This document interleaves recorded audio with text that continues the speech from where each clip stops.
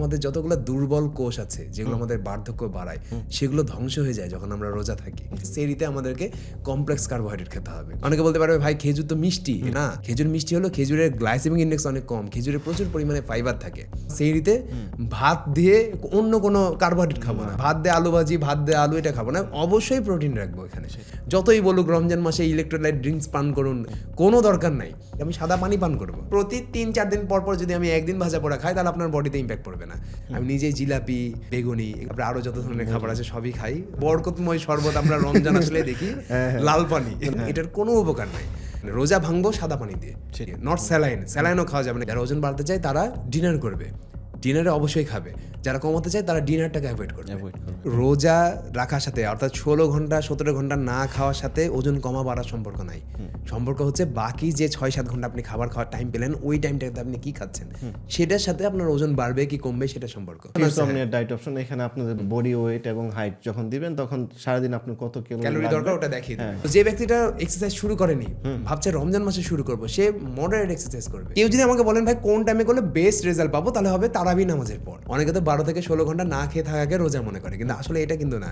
রমজান মাসে আপনাকে অনেক কিছু স্যাক্রিফাইস করতে হয় যেটা আপনার ব্যক্তিত্বকে ধ্বংস করে। আসসালামু আলাইকুম সবাইকে পবিত্র মাহে রমজানের শুভেচ্ছা। আজকে এস তাজ শো বাই ফিরসমনের স্পেশাল এপিসোডে আমরা শুধু রমজানেই আমরা কীভাবে আমাদের হেলথ ঠিক রাখবো, কীভাবে ডায়েট প্ল্যান, কীভাবে ওয়ার্কআউট করবো, এই সব কিছু নিয়ে ডিটেলস আলোচনা করবো আমাদের তাজ ভাইয়ের সাথে। তাজ ভাই কেমন আছেন? আছি, ভালো আছি ভাই, ধন্যবাদ খুবই আপনাকে। আর স্টুডিওতেও আসছেন আপনি, হয় যত সম্ভব ময়মনসিংহ থেকে আসছেন কষ্ট করে। আজকের শোটাতে আমি চাচ্ছি যে যদি আমি কারো কাছে পেমেন্ট নিতাম রমজান মাসে একটা ডায়েট প্ল্যান তৈরি করে দেওয়া বা ব্যায়ামের রুটিন তৈরি করে দেওয়ার জন্য, তাহলে তাকে কিভাবে বোঝাতাম বা কী রকম সাজেশন দিতাম সেটা আমি সাধারণ মানুষকে বোঝাতে চাচ্ছি আপনাদের মাধ্যমে। ফিরসমনিয়া যেহেতু স্পন্সরও করছে এই ভিডিওটা, আশা করি যে এটা দেখে মানুষজন উপকৃত হবে। হয়তো বা আপনার কোনো নিউট্রিশনিস্ট বলেন বা ফিটনেস ট্রেনারের কাছে ডায়েট প্ল্যান কেনার দরকার হবে না। যাদের সামর্থ্য আছে তারা অবশ্যই নেবেন, তারা পার্সোনালাইজড ডায়েট প্ল্যান অবশ্যই নেবেন, যার যার পছন্দের ট্রেনার আছে। তবে যাদের সামর্থ্য নাই, ভয় পাচ্ছেন শুরু করতে, এক্সারসাইজ কেমন করে করবেন, কীভাবে ফিট থাকবেন, কীভাবে ওজন বাড়াবেন রোজা থেকে, কীভাবে কমাবেন, সেই সমস্ত কোয়েশ্চেনের অ্যান্সার আজকে সেশনে দেওয়ার চেষ্টা করব। আজকে আমি যেটা দিয়ে শুরু করতে চাচ্ছিলাম যেটা হচ্ছে ইসলামের পার্সপেক্টিভ থেকে, মানে রমজানের ফজিলত অনেক বেশি, রোজা রাখার 5টা স্তম্ভের মধ্যে একটা। সো আপনি যদি সায়েন্টিফিক্যালি রোজা রাখার যে সিয়াম পালনের যে অ্যাডভান্টেজ, আমাদের বেনিফিট বডির জন্য কি কি, এটা যদি একটু বলতেন শর্ট করে। এখন দেখেন যে অনেকে মনে করে যে রমজান মাসের যে 30টা দিন আছে এই 30টা দিন রোজা রাখাই ইনাফ, এটা মনে করেন অনেকেই। আর আসলে এরকম না। দেখবেন নফল রোজারও প্রচলন আছে ইসলামে। অন্য যত ধর্ম আছে সব কিছুতেই দেখবেন রোজার টাইপের কনসেপ্ট আছে। মানে সব হিন্দু ধর্ম বলেন, বৌদ্ধ ধর্ম বলেন, সব কিছুতেই এটা আদিম যুগ থেকে এটা চলে আসছে। আর এটা কিন্তু অনেক বেনিফিট। রিসেন্টলি একজন সায়েন্টিস্ট এটার বেনিফিট প্রকাশ করতে গিয়ে, যেটাকে বলা হয় অটোফেজি, নোবেল পুরস্কার পর্যন্ত পেয়েছেন। মানে এই রোজা রাখা, ওটাও কিন্তু এক ধরনের রোজা রাখার মতোই। তো এটা কিভাবে হলো, কি হয় রমজানের সব থেকে বড় বেনিফিট কি যেটা আমাদের বডিতে ঘটে, সেটা হচ্ছে আমাদের যতগুলো দুর্বল কোষ আছে যেগুলো আমাদের বার্ধক্য বাড়ায় সেগুলো ধ্বংস হয়ে যায় যখন আমরা রোজা থাকি। তো এটা হচ্ছে 12 থেকে 16 ঘন্টা যদি পিরিয়ড কেউ না খেয়ে থাকে, 12 থেকে 16 ঘন্টা, তাহলে এই অটোফেজিটা স্টার্ট হয়। পরবর্তীতে যত সময় পার হয়, অর্থাৎ কেউ 24 ঘন্টা, তারপরে হচ্ছে 48 ঘন্টা, এরকম যত সময় পার হয় তত অটোফেজির পরিমাণটা আরও বাড়ে। আচ্ছা, সাধারণত দেখা গেছে একটানা 22 দিন একজন মানুষ না খেয়ে বেঁচে থাকতে পারে, পানি ছাড়া 3 দিন বেঁচে থাকতে পারে। তো অতটুকু যাওয়ার দরকার নেই। আপনি যদি 12 থেকে 16 ঘন্টা, যেটা রমজান মাসে আমরা করি, সেইটুকু যদি করতে পারেন সপ্তাহে 1 দিন এবং রমজান মাসে 30টা দিন, এটা আপনাকে হিউজ বেনিফিট দিবে। অর্থাৎ আপনার শরীরে যতগুলো দুর্বল কোষ আছে যেগুলো আপনার বার্ধক্যকে আরও ফাস্ট করছিল, আরও দ্রুত নিয়ে আসছিল, সেটাকে ধীর গতি করে দিবে। বার্ধক্য আপনি ঠেকাতে পারবেন না, ধীর গতি সম্পন্ন করতে পারবেন। অনেকে তো মনে করে যে স্বাস্থ্য সচেতন মানুষ যারা আছে বা যারা এগুলো নিয়ে কথা বলে তারা মনে হয় কখনো বুড়া হবে না বা মারা যাবে না। সবাই বুড়া হবে, সবাই মারা যাবে, এটাকে স্লো করা যাবে। আমি আয়ু বাড়ানোর কথা বলছি না, আমি যতটুকু আয়ু বেঁচে থাকবো সেই আয়ুটা আমি যেন সুস্থভাবে বেঁচে থাকি সেটার কথা বলছি। আর সেক্ষেত্রে রোজা অনেক বেশি হেল্প করে। রোজা বলেন, সাওম বলেন, বা হিন্দু ধর্মে যেটা আছে, নামটা আমি ভুলে গেছি, হিন্দু ধর্মে মনে হয় উপবাস বলে, হ্যাঁ উপোস করা বলে, এগুলো সব কিছুরই বেনিফিট সেম। তো আমরা যেহেতু মুসলিম, তো এখানে মুসলিমদের ক্ষেত্রে আমরা সেই ভোরবেলা সেহরিতে খাওয়া শুরু করি, এবার লাস্ট খাবার খাই এবং সেই সন্ধ্যা পর্যন্ত সিয়াম পালন করি। তো এটা আমাদেরকে যে 12 থেকে 16 ঘন্টা এটা অটোফেজিটাকে স্টার্ট করে। এই অটোফেজিটা স্টার্টের ফলে আমাদের শরীরের ভিতরে কিন্তু যে দুর্বল কোষগুলো আছে, ইনফ্যাক্ট ক্যান্সার যে কোষগুলো আছে, ক্যান্সার ঘটতে পারে কারো কারো বডিতে আছে যে সে জন্মগতভাবে ক্যান্সার সেল নিয়ে জন্মগ্রহণ করেছে, কিন্তু সে বোঝেনি, পরবর্তীতে যত বড় হয় পরে যে গিয়ে ক্যান্সারটা ধরা পড়ে, অল্প বয়সে ধরা পড়ে না। তো ওটা কি হয়, যত ধরনের চিনি আছে, চিনি জাতীয় খাবার, সেটা কিন্তু ক্যান্সার সেলকে আস্তে আস্তে বড় করে। ধরেন একজন ব্যক্তি জানে না তার শরীরে ক্যান্সার সেল আছে, সে ধীরে ধীরে ক্যান্সার সেল বড় হচ্ছে, রেগুলার বেসিসে চিনি খাচ্ছে। এই ব্যক্তিটা যদি রমজান মাসে 30টা রোজা করে, তাহলে তার শরীরে যদি ক্যান্সার সেল থেকেও থাকে সেটা ধ্বংস হয়ে যাবে।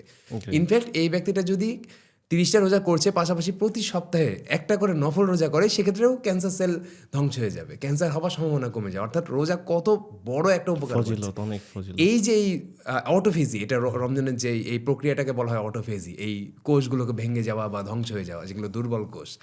এই দুর্বল কোষের পাশাপাশি কিন্তু আমাদের সত্যিকারের কোষ, যেগুলো সত্যিকারের উপকারী কোষ, স্ট্রং কোষও ধ্বংস হবে যদি রোজাটাকে আমরা ভুলভাবে পালন করি। আচ্ছা, ভুলভাবে মানে কি, যে ধরেন যে আমি একটা না অনেকক্ষণ যাবত না খেয়ে থাকছি, ধরেন আমি হচ্ছে সেহরিও খাচ্ছি না, না খেয়ে পার করে দিচ্ছি। অনেকে আছে না যে ঘুম থেকে উঠতে পারে না, সেহরি খায় না, তারপরে রোজা পালন করে। এটা করা যাবে না। এটাতে এক দিন হতে পারে আপনি মিস গেছে, হয়তো আপনি ঘুম থেকে উঠতে পারেননি, অ্যালার্ম বুঝতে পারেননি, টাইম পার হয়ে গেছে। কিন্তু যদি আপনি 30টা দিনে এটা করেন, এটা কিন্তু শরীরের ক্ষতি করবে। পাশাপাশি রমজান, এই যে আমরা যখন দুর্বল কোষগুলো ভাঙি, দুর্বল কোষগুলো ভাঙার পর এর সাথে যখন আমাদের স্ট্রং কোষগুলো আছে, সেগুলোও কিছুটা ভাঙতে শুরু করে। সেগুলো কিন্তু রিপেয়ার হওয়ার জন্য আমাদের পর্যাপ্ত পরিমাণে প্রোটিন সমৃদ্ধ খাবারের দরকার হয়। সেটা যদি আমরা ইফতারে না খাই, তাহলেও ক্ষতি হবে। সেগুলো আস্তে আস্তে আলোচনা করব। তো রমজানের যে বেনিফিট, সেটা সেই ব্যক্তিটাই পাবে যে এটাকে একদম সুষ্ঠুভাবে পালন করবে। হ্যাঁ, এক্ষেত্রে আপনি নবী সাল্লাল্লাহু আলাইহি সাল্লামের যেটা সুন্নত আছে সেই অনুযায়ী চালাতে পারেন। আবার নতুন যে রিসার্চগুলো আছে সেগুলো সাপোর্ট করে, সেগুলো ইসলামের সাথে সামঞ্জস্যপূর্ণ, মানে সেম। সেইভাবে যদি আপনি না করেন, আপনি যদি মনে করেন যে না আমি রোজা থাকলাম আর প্রচুর পরিমাণে ভাজা পোড়া সুগারি ড্রিঙ্কস এই ওই হাবিজাবি খাচ্ছি, বিন্দু পরিমাণ আপনি বেনিফিট পাবেন না। এই সিয়ামের যে রোজার যে বেনিফিট, বিন্দু পরিমাণ তো পাবেনই না, উল্টা আপনি দেখবেন যে একটা মাস যাওয়ার পর আপনার আরো ভিসারাল ফ্যাট বেড়ে গেছে, আপনার টেস্টোস্টেরন ডাউন হয়ে গেছে, আপনার শরীরে অবসাদ বেশি চলে আসছে, আপনার স্ট্রেংথ কমে গেছে, মাসল লস হয়েছে। বহু মানুষ আছে যারা 30টা রোজা রাখার পর শুকায় তো নি, উল্টা তার হাত পা শুকিয়ে গেছে, পেট বড় হয়ে গেছে, অর্থাৎ তার মাসল লস হয়েছে, পেটের চর্বি বেড়েছে। এই সব ভুলগুলো যেন না হয়। তো আজকে ভিডিওটা যারা পুরোটা শুনবে বা পুরোটা দেখবে, আশা করি এই সবের অ্যান্সার পেয়ে যাবে যে কিভাবে আমরা এটাকে আটকাতে পারি। বুঝতে পারছি, থ্যাংক ইউ ভাইয়া। এখন আমরা যদি স্টার্ট করি, আমরা তো সেহরি দিয়ে স্টার্ট করব রোজা। সেহরিটা আমাদের কি কেমন, মানে অ্যাজ এ কমন পিপল বা যারা হচ্ছে জিম করেন বা সবার জন্যই, সবার ক্ষেত্রে সেহরিটা কেমন হওয়া উচিত আমাদের? এখানে বলে দিই যে যারা জিম করেন, মাসল তৈরি করতে চান, তাদের ব্যাপারটা আলাদা। তারা এটা চলে যায় একটা স্পোর্টস অ্যাক্টিভিটির ভিতরে। স্পোর্টস অ্যাথলেট আর বডি বিল্ডার দুটো একই ক্যাটাগরি। যেমন একজন ক্রিকেটার হতে চায়, ফুটবলার হতে চায়, তার সামনে ম্যাচ আছে, বা একজন মাসল তৈরি করতে চায়, এগুলো সব স্পোর্টসের ভিতরে চলে যাচ্ছে। অর্থাৎ আপনি একজন অ্যাথলেট, এই ক্ষেত্রে লাইফস্টাইল একটু ডিফারেন্ট হবে, এটা আগেই বলে দিচ্ছি। তবে কিছু সিমিলারিটিস থাকে সাধারণ মানুষের তুলনায়। একজন সাধারণ মানুষ কিভাবে একটা ফুটবলার বা ক্রিকেটারের মতো এনার্জেটিক থাকতে পারে, স্পোর্টসম্যানের মতো এনার্জেটিক থাকতে পারে, সেটা আমরা শিখাচ্ছি। ধরেন আপনি অফিস জব করেন, একটা ব্যবসায়ী বা একটা উকিল, একটা ডাক্তার, কিন্তু আপনি চান আপনার বডিটা অ্যাথলেটের মতো শক্তিশালী হোক। উপর থেকে বডি বিল্ডার হওয়ার দরকার নেই, ভেতর থেকে যেন শক্তিশালী হোক। সেই ক্ষেত্রে যেটা করবেন, সেক্ষেত্রে বডি বিল্ডার বলেন, একটা ক্রিকেটার বলেন, ফুটবলার বলেন, আর সাধারণ মানুষ, সবার ক্ষেত্রে সেম নিয়ম। সেটা হচ্ছে সেহরিতে আমাদেরকে কমপ্লেক্স কার্বোহাইড্রেট খেতে হবে। ইম্পর্টেন্ট একটা জিনিস, কোনোভাবেই এটাকে নেগলেক্ট করা যাবে না। যে ব্যক্তি কমপ্লেক্স কার্বোহাইড্রেট খাবে না, তার ক্ষুধা বেশি লাগবে। তখন অনেকে বলতে পারে, ভাই আমার মানসিক শক্তি অনেক বেশি, আমি চিনি মিষ্টি এইসব খেয়েও সারাটা রোজাই পালন করে ফেলতে পারবো, সারাদিন যতই রোদ পড়ুক, যতই যাই পড়ুক, আমার মানসিক শক্তি এতটাই বেশি যে আমি রোজা ভাঙবো না। এটা তো আপনি ধর্মভীরুতার কারণে ভাঙছেন না। কিন্তু এটা করতে গিয়ে যেটা হচ্ছে যে আপনি ধর্মভীরু হয়ে আপনি রোজা তো পালন করেই ফেললেন, কিন্তু আপনি আপনার হেলথের ক্ষতি করলেন। রোজা মানে এটা না যে না খেয়ে থাকা, এটা না। রোজা মানে হচ্ছে কি, অনেক কিছু বিষয় যেগুলো আমাদের শরীরের জন্য খারাপ, সেগুলোকে স্যাক্রিফাইস করা। দুনিয়াতে যা কিছু আমাদেরকে আনন্দ দেয়, তার বেশিরভাগই আমাদের শরীরের ক্ষতি করে। শরীরের ক্ষতি করে, অথবা মানসিক ক্ষতি করে, অথবা ব্যক্তিত্বের ক্ষতি করে, যে কোনো কিছু। যে লোকটা আপনার খুব প্রচুর প্রশংসা করে, সুনাম করে, তাকে খুব ভালো লাগে না তার সাথে মিশতে, সে কিন্তু সুযোগ পেলে আপনার ক্ষতি করবে। যে ব্যক্তিটা আপনাকে মাঝে মধ্যে আপনার ভুল ত্রুটিগুলো ধরিয়ে দিবে, তারপরে দেখবেন আপনার অনেকে বিরক্তি আসে যে এই লোকটা তো এর সাথে থাকা যাবে না, এর সাথে থাকলে এখানে আমাকে সংশোধন করে সবকিছুতে, এটা বলে ওটা বলে, সমালোচনা করে, যে ওইটা কিন্তু হেলদি ফুডরা করে। হেলদি ফুড আমাদের খেতে ভালো লাগে না ইমিডিয়েটলি, কিন্তু শরীরের ভিতরে যে কিন্তু উপকারিতা নিয়ে আসে। ওরকমই কিছু হেলদি মানুষ আছে যারা হয়তো বা সমালোচনা আপনাকে এমনভাবে বোঝাবে যে গঠনমূলক সমালোচনা করবে, যে এটা করলে আপনার আরো ইমপ্রুভ হবে, এই হবে, ওই হবে। তো এইগুলো কিন্তু সবকিছুই হেলদি। এই যে হেলদি জিনিসগুলো সব খারাপ হয়, অর্থাৎ একটু কড়া কথা আপনাকে বলবে, একটু শাসন করবে। যেমন আপনার মা বাবাই সব থেকে বেশি আপনাকে শাসন করেছে সারা জীবনে, ছোট থেকে বড়। কিন্তু তারাই সব থেকে বেশি আপনার ভালো চায়। হয়তোবা কিছু জিনিস তারা ভুল করে ফেলে, এটা আলাদা বিষয়, না বুঝে, কিন্তু ভালো ইন্টেনশন কিন্তু থাকে, পজিটিভ গুড ইন্টেনশন থাকে। তো ওই রকমই জিনিস, যেই সব জিনিসগুলো আমাদের ভালো চায় তাদেরকে আমরা সবসময় নেগলেক্ট করি বা অ্যাভয়েড করি। তো হেলদি ফুডও সেম। আমরা বলছি না যে আমরা আনহেলদি ফুড খাবো না, খাবো। কতটুকু আনহেলদি ফুড খাওয়া যায়, কতটুকু আনহেলদি মানুষের সাথে মেশা যায়, এটাকে লিমিটেশনটা জানতে হবে। যদি জানতে পারি খুব ইজি হবে। তো সেই রীতি আমরা যেটা করবো, কমপ্লেক্স কার্বোহাইড্রেট খাবো। অবশ্যই কমপ্লেক্স কার্বোহাইড্রেট সিম্পলি গুগলে সার্চ করবেন। আমি একটা চার্ট আমি একটা চার্ট তৈরি করে নিয়ে এসেছি, একটু ওপেন করেন, আপনি নিয়ে যান। এই চাটাতে দেখেন এখানে দেওয়া আছে যে যদি আপনি শস্যমূলক খাদ্য খান সেক্ষেত্রে অবশ্যই লাল চাল হতে হবে। ঠিক আছে, লাল চাল বলতে কি, আবার সাদা চালও হওয়া যাবে, মোটা চাল হতে হবে। ফাইবারি পলিশ চাল, যেটা চকচকা যে চাল, সেটা কিন্তু সিম্পল কার্বোহাইড্রেট, সেটা খুব দ্রুত বডিতে সুগার রেজ করে, সেটা কিছুক্ষণ পরে আমাদের ক্ষুধার অনুভূতি আরো জাগ্রত করে। গমের রুটি, এটা আসলে গমের রুটি, যেটা ফাইবারি রুটি, লাল আটার রুটি, ওটস, ভুট্টা, চিরা, এইরকম টাইপের কার্বোহাইড্রেটগুলো নিতে হবে, যেগুলো দীর্ঘক্ষণ শক্তি দিবে। যেই সব কার্বোহাইড্রেটে আপনার ফাইবার থাকে সেগুলো দীর্ঘক্ষণ শক্তি দেয়। এর পাশাপাশি আপনি সেরিতে খেজুরও রাখতে পারেন। অনেকে বলতে পারবে ভাই খেজুর তো মিষ্টি, এটা তো তাহলে যত ধরনের ফল আছে সব তো সিম্পল কার্বোহাইড্রেট। না, খেজুর মিষ্টি হলো খেজুরের গ্লাইসেমিক ইন্ডেক্স অনেক কম, খেজুরে প্রচুর পরিমাণে ফাইবার থাকে। এটা একটা জিনিস বুঝতে হবে যে খেজুর খেলেও আপনার সুগার লেভেল খুব বেশি রেজ হবে না ফাইবারের কারণে। যেই কার্বোহাইড্রেটটাতে ফাইবার মেশানো থাকে সেটা খেলে আমাদের রক্তে চিনি বাড়ে না। রক্তে যত দ্রুত চিনি বাড়বে তত আমাদের ডোপামিন দ্রুত রিলিজ হয়, যার কারণে আমাদের কিছুক্ষণ পর আবার ডোপামিনের দরকার হয়। কারণ ডোপামিন যত দ্রুত বাড়ে না তত দ্রুত আবার ডাউন হয়। স্লো ডোপামিন শরীরের জন্য ভালো, তো এগুলো আপনার বডিতে স্লো ডোপামিন রিলিজ করবে, যার কারণে ক্ষুধা অনেকক্ষণ লাগবে না, আপনার বিকেল পর্যন্ত ক্ষুধা লাগবে না রমজানে।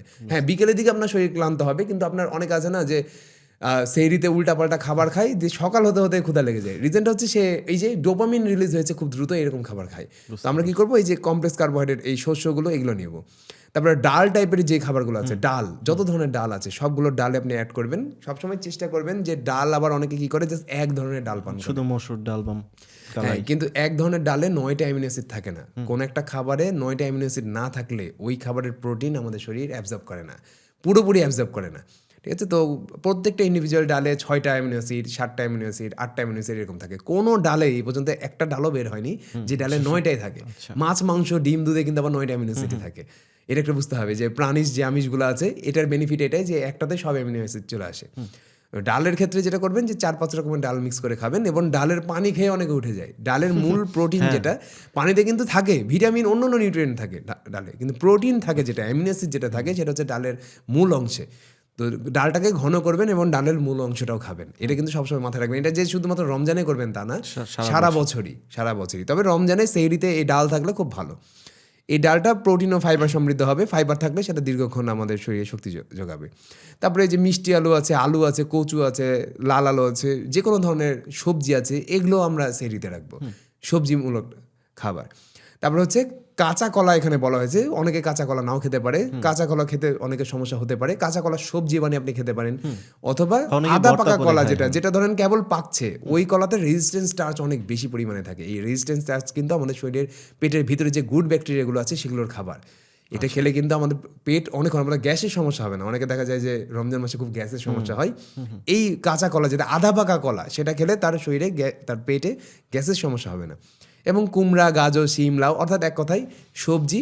এবং এর পাশাপাশি আবার কলা দিয়েছে, এখানে আমি দিয়েছি, এটা পাকা কলা খেতে পারেন, কিন্তু গলে গেছে যে কলা, সেই কলা খাবেন। একদম পেকে গেছে ওইটা খাওয়া যাবে না, একদম পেকে গেছে ওই কলা খাওয়া আর চিনি খাওয়া সেম। ঠিক আছে, ওই কলা কখনোই খাওয়া যাবে না, একদম ইম্পর্টেন্ট, সব সময়ের জন্য, সব সময়ের জন্য। যেই কলা যখন কাঁচা অবস্থায় থাকে, একদম কাঁচা অবস্থায় থাকে, তখন রেজিস্ট্যান্সটা আছে ভরপুর থাকে।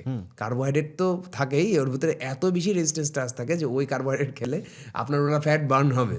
মানে নর্মালি আমরা কি জানি যে কার্বোহাইড্রেট খেলে আমাদের শরীরে গ্লুকোজ বাড়ে, কিন্তু কাঁচা কলা খেলে আমাদের গ্লুকোজ আরো উল্টা কমে যাবে, কাঁচা কলার রেজিস্ট্যান্স টাচের কারণে। তো রেজিস্ট্যান্স টাচ কি হয়, রেজিস্ট্যান্স টাচ যত সময় যায়, যত রোদ পড়ে, যত সময় অতিবাহিত হয়, তত রেজিস্ট্যান্স টাচ সুগারের রূপান্তর হতে শুরু করে। অর্থাৎ কাঁচা কলাতে সুগার সব থেকে কম থাকে, তারপরে আধা পাকা কলাতে সুগার আস্তে আস্তে বাড়ে, কিন্তু ওর ভিতরে উপকারিতা বেশি থাকে, মানে সুগার কম থাকে। এবং কলা যত পাকে, যত গলে যায়, তত বেশি চিনি বাড়ে এবং রেজিস্ট্যান্স টাচ, ফাইবার কমে। সবাই কিন্তু এটাই খায়। হ্যাঁ, তো ওই যে মিষ্টি বেশি লাগে লাগে, মিষ্টি কথা মানুষ যে মানুষটা আপনাকে বেশি বেশি সুনাম করবে, আমি বললাম না যে অনেক বেশি সুনাম করবে, সুযোগ পেলে আপনাকে ক্ষতি করে দিয়ে চলে যাবে। ফুডের ক্ষেত্রেও সেম, দুনিয়া সমস্ত কিছুর ক্ষেত্রে সেম। মুখরোচক খাবার আপনার হেলথের জন্য ইস্যু হয়ে হ্যাঁ, মুখরোচক খাবার হচ্ছে সামান্য পরিমাণে খাওয়া হেলদি। মুখরোচক খাবারও কিন্তু আনহেলদি না, সামান্য পরিমাণে খাওয়া কিন্তু হেলদি। কারণ এটাতে কি হয়, আমাদের মানসিক প্রশান্তি বাড়ে, এটা কিন্তু বুঝতে হবে। মানে অনেকে মনে করে যে চিপস, চকলেট, বিস্কিট, তাজ ভাই সবসময় মানা করে, এটা মনে হয় খারাপ না, এটা মানসিক স্বাস্থ্যের জন্য ভালো। এক এক দিনের জন্য মানসিক স্বাস্থ্যের জন্য ভালো। এখন ধরেন যে আপনি কথার কথা মানসিক স্বাস্থ্যের জন্য কমেডি মুভি বা কমেডি কোনো সিন দেখা খুব স্বাস্থ্যকর, কিন্তু সারাটা দিন যদি কেউ খালি কমেডি সিন দেখে তাহলে তো খারাপ না। তো আপনি যদি 24টা ঘন্টার ভিতরে খালি মুখরোচক খাবারই খান তাহলে তো সেটা শরীরের জন্য খারাপ। এই জিনিসটা আমি বুঝাচ্ছি। এটা এই যে এই সব জিনিসগুলো কি করবে, ধীরে শক্তি দিবে। যেই খাবারে ফাইবার থাকবে সিম্পলি সেই খাবার আপনাকে ধীরে ধীরে শক্তি দিবে।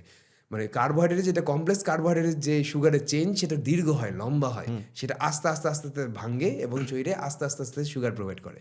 সেরিতে যেই খাবারগুলো রাখবো না সেটা হচ্ছে সিম্পল কার্বোহাইড্রেট, যেগুলো থাকে বিস্কিট, সাদা চালের ভাত, তারপরে মিষ্টি দই খাওয়া যাবে না। এর পাশাপাশি আপনাকে প্রোটিন সমৃদ্ধ খাবার খেতে হবে। সেহরিতে প্রায় 12 থেকে 16 ঘন্টা আপনি রমজান পালন করবেন, ওই সময় কিন্তু আমাদের শরীরে দুইটা স্টেট চলে আসে, যে স্টেটগুলো ক্যাটাবলিক এবং অ্যানাবলিক, সেটা পরে আলোচনা করছি। আগামী প্রোটিনের খাবারগুলোর আইটেমগুলো বলে দিই কী কী থাকতে পারে এখানে আর কেন জরুরি, সেটা আমি পরে আলোচনা করছি। তো প্রোটিন সমৃদ্ধ খাবারের ভিতরে আপনি ডিম রাখতে পারেন। এখানে প্রতি 100 গ্রাম দেওয়া হয়েছে, যদিও প্রতি একটা ডিমে আপনার প্রায় মোটামুটি 6 গ্রামের মতো প্রোটিন থাকে। একটা ডিমের ওজন 50 গ্রামের কাছাকাছি হয়, তো 2টা ডিম মিলে 13 গ্রামের কাছাকাছি প্রোটিন চলে আসবে, 12 থেকে 13 গ্রাম। মুরগির মাংস 100 গ্রামে 27 গ্রামের কাছাকাছি প্রোটিন থাকে। গরুর মাংস প্রতি 100 গ্রামে 26 গ্রাম। অনেকে রমজান মাসে গরুর মাংস খান, যদি ওই ব্যক্তিরা খুব অ্যাক্টিভ হয়, একটা বডি বিল্ডার হন, ক্রিকেটার হন, ফুটবলার হন, 30টা দিনই সে গরুর মাংস খেতে পারবে, কিন্তু কোনো সমস্যা নাই। গরুর মাংস খেয়ে কিন্তু কেউ আনফিট হয় না, কারো হার্টে ব্লক হয় না। মানুষের ম্যাক্সিমাম হার্টে ব্লক হয় হলো প্রসেস ফুড, চিপস, চকলেট, চানাচুর, বিস্কিট এগুলো খেয়ে এবং অতিরিক্ত সুগারি ড্রিঙ্কস খেয়ে। গরুর মাংস, ডিম, দুধ খেয়ে কারো হার্টের প্রবলেম হয় না। যদি কেউ বলে থাকে কোনো ডক্টর, যার হার্টের প্রবলেম হয়ে গেছে তার নিষেধ, যার হার্টের প্রবলেম হয়নি তার কিন্তু নিষেধ না। ডিমের কুসুম খাওয়া যার হার্টের প্রবলেম হয়ে গেছে তার খাওয়া নিষেধ, যার হয়নি তার নিষেধ নেই। এখানে কিন্তু অনেক মিসকনসেপশন আছে। যাদের হার্টের সমস্যা আছে তারা এই লাল মাংস বা ডিম, দুধ এগুলোকে অ্যাভয়েড করবে। তাও কতটুকু, ওটার আবার লিমিট আছে, খেতে পারবে। আপনি দেখবেন না যে বিভিন্ন প্রতিবেদন আসে যে এটা খেলে সমস্যা, ওই খেলে সমস্যা। কোনো রকম ন্যাচারাল ফুড যেটা প্রসেস করা না, ফ্যাক্টরিতে তৈরি করা না, এগুলো সব কিছুর জন্য আমাদের বডি লাখ লাখ বছর ধরেই তৈরি হয়ে আছে। আমরা হিউম্যান আগে কি 1000 বছর আগে, 5000 বছর আগে এই গরুর মাংস, লাল মাংস, ডিম, দুধ এগুলোই তো ছিল অ্যাভেলেবল। তো এইগুলো খেয়ে তো কেউ মারা যেত না। মানুষ তখন কেন মারা যেত জানেন? গড় আয়ুটা কেন কম ছিল? কারণ অল্প বয়সেই মানুষ ওই ডায়রিয়া, ম্যালেরিয়ার সাথে যুদ্ধ করে, লড়াই করে বাঁচতে পারতো না, বাচ্চারা মারা যেত। 10টা বাচ্চা হলে একটা বাঁচত। এইটা এই কারণে আগেকার যুগের মানুষের বাচ্চা বেশি নেওয়ার প্রবণতা বেশি ছিল এবং প্রচুর পরিমাণে জমি জমা ছিল বলে ওগুলোকে দেখভাল করার জন্য বেশি বেশি সন্তান নিত মানুষ। বর্তমান যুগে আর ওইরকম জমি জমাও নাই, আর ওইরকম মানে মানুষ মৃত্যু হারও অত বেশি না বাচ্চাদের, যার কারণে এখন গড় আয়ুটা অনেক বেড়ে গেছে। কিন্তু যেই সকল মানুষগুলো ওই সময় বেঁচে থাকতো, জীবিত থাকতো, তারা মৃত্যুর আগের দিন পর্যন্ত কর্মক্ষম থাকতো। এখনো থাকে, এখনো কিছু কিছু কৃষক দেখবেন গ্রামে গঞ্জে গেলে দেখবেন মৃত্যুর আগ পর্যন্ত একদম সুঠাম দেহের অধিকারী, মারা যাবে ওই দিনও দেখবেন কোনো না কোনো কাজ করতে গেছে, জমিতে কাজ করতে গিয়ে মারা গেছে হার্ট অ্যাটাক করে, স্ট্রোক করে, ওটা আলাদা বিষয়, কিন্তু কর্মক্ষম ছিল। অন্যান্য প্রত্যেকটা পশু প্রাণী যেটা খায় সেটা খেয়ে সে কিন্তু তার পুরো বডিকে চালিয়ে ফেলছে, তাকে আলাদা ওষুধ খাওয়া লাগে না এবং মৃত্যুর আগ পর্যন্ত সুস্থ থাকে। রিজনটা হচ্ছে অ্যাক্টিভিটি করে। তো যে ব্যক্তিটা অ্যাক্টিভিটি করছে, মানে মুভমেন্ট করছে, যেমন আমরা এক্সারসাইজ করি, অনেকে বলে না যে এক্সারসাইজ করে কি হবে, এই যে এক্সারসাইজ করে আমরা কি হবে, এক্সারসাইজ করলে আমরা এই পছন্দের খাবারগুলো খেতে পারবো। ইনফ্যাক্ট যারা কর্মক্ষম, যারা প্রচুর পরিমাণে হার্ডওয়ার্ক করে, এক্সারসাইজ বলেন বা শারীরিক পরিশ্রম করেন, তারা এরকম মুখরোচক খাবার বলেন বা এইসব এই ডিম, দুধ, মাছ, মুরগির মাংস, গরুর মাংস পেট ভরে খাওয়াটা ডিজার্ভ করে। এটা প্রকৃতি তাদেরকে অ্যালাউ করে যে তুমি এগুলা খাও, তোমার কোনো রোগ হবে না। আর যে ব্যক্তিটা অলস, তাকে কি করে প্রকৃতি বলে খাও, সমস্যা নেই, তোমাকে আমি কিছুক্ষণ পর দেখে নিচ্ছি, কয়েকদিন পর দেখে নিচ্ছি। ঠিকই দেখে নেবে আপনাকে, আপনি বসে থাকবেন আর আপনি মনে করবেন যে আপনি সব খাবেন আর আপনার কোনো রোগ হবে না, আর রোগ হলে আবার এটাকে আল্লাহর দান বলবেন, এরকম কোনো সুযোগ নাই। প্রকৃতি আপনাকে জবাব দিবেই, বুঝতে পারছেন? প্রকৃতির নিয়মটা এমনভাবে সেট করা আছে, যেটা যোগ্য না আপনি, সেটা যদি আপনি পেয়ে যান তাহলে সেটা আপনার ধ্বংস ডেকে আনবে। সেটা জুয়ায় জেতার টাকা হোক, লটারিতে জেতার টাকা হোক, অথবা সেটা বিনা পরিশ্রমে খাওয়া কোনো খাবার হোক, দুইটাই আপনার শরীরে, যেটাই বিনা পরিশ্রমে, বিনা ডিজার্ভ করে, যেটা আপনি ডিজার্ভ করেন না সেটা আপনি যখন নেবেন তখন সেটা আপনার ধ্বংস ডেকে আনবে। এটা এখান থেকে বের হওয়ার কোনো সুযোগ নেই। এখান থেকে বের হওয়ার সুযোগ কি, যে আমি যেটা ডিজার্ভ করি তার থেকে কম রিওয়ার্ড আমার শরীরকে দিব, বা আমাকে, যেমন আমি যতটা ট্যালেন্টেড তার থেকে কম আর্নিং আমি এক্সপেক্ট করব, তাহলে আমার পা মাটিতে থাকবে। ধরেন আমি ট্যালেন্টেড কম কিন্তু এক্সপেক্ট করছি আমার হিউজ স্যালারি হবে। না, আমার ধরেন কথা আমার ট্যালেন্ট অনুযায়ী আমার স্যালারি হওয়া উচিত 1 লাখ, আমি চাইবো আমি যেন 90,000 টাকা পাই, তাহলে আমি আর একটু ইমপ্রুভ করার চেষ্টা করব। আর আমি যদি ধরেই নিই যে আমি আমার যোগ্যতা থেকে কম টাকা পাচ্ছি, তাহলে আমি কখনো নিজেকে ইমপ্রুভ করার চেষ্টা করব না। এই মেন্টালিটিটা থেকে বের হতে হবে। এটা কিন্তু আমি যেহেতু ফিটনেসের ভিতরে আসছি, লাইফ স্কিল নিয়েও কথা বলি, অধিকাংশ মানুষের মানসিক দুশ্চিন্তার একটাই কারণ হলো সে মনে করে যে দুনিয়া প্রকৃতি তাকে যেটা দিয়েছে তার থেকে বেশি সে ডিজার্ভ করে। আসলে যদি আপনি ডিজার্ভ বেশি করেও থাকেন, আপনি ধরেই নিন যে না আপনি অত ডিজার্ভ করেন, আপনি যা পেয়েছেন তা নিয়ে সন্তুষ্ট থাকেন এবং নিজেকে আরও ইমপ্রুভ করার চেষ্টা করেন। ইমপ্রুভ হওয়ার সাথে সাথে আপনার আসবে, তখন আপনার ওটা উপভোগ করতে ভালো লাগবে, যে এই মেন্টালিটির কারণে কিন্তু আমি অনেক বেশি হ্যাপি থাকি। আর আমি চাই আমার ফলোয়ার যারা আছে, যারা আমাদের কথা শুনে, তারা যেন এরকম মেন্টালিটি অ্যাডপ্ট করার চেষ্টা করে, তাহলে সেও সুখী থাকবে। এক কথায় সমৃদ্ধশালী আলাদা ব্যাপার, সুখী থাকবে, যা আছে তাদের তা নিয়ে মেন্টালি স্যাটিসফাইড থাকবে। হ্যাঁ, মেন্টালি স্যাটিসফাইড থাকাটা বেশি জরুরি। কারণ মাত্র বাঁচবো কত, গড়াই অনুযায়ী 70-72 বছর, এর ভিতরে যদি আফসোস করতে করতে মারা যায়, নিজের জীবনটা শেষ করে, তাহলে দরকার কি? দরকার নাই তো। আমি ভাই আমার যা আছে তা নিয়ে আমি আগে খুশি হই এবং পরিশ্রম করি, তাহলে আরও বেশি পাবো।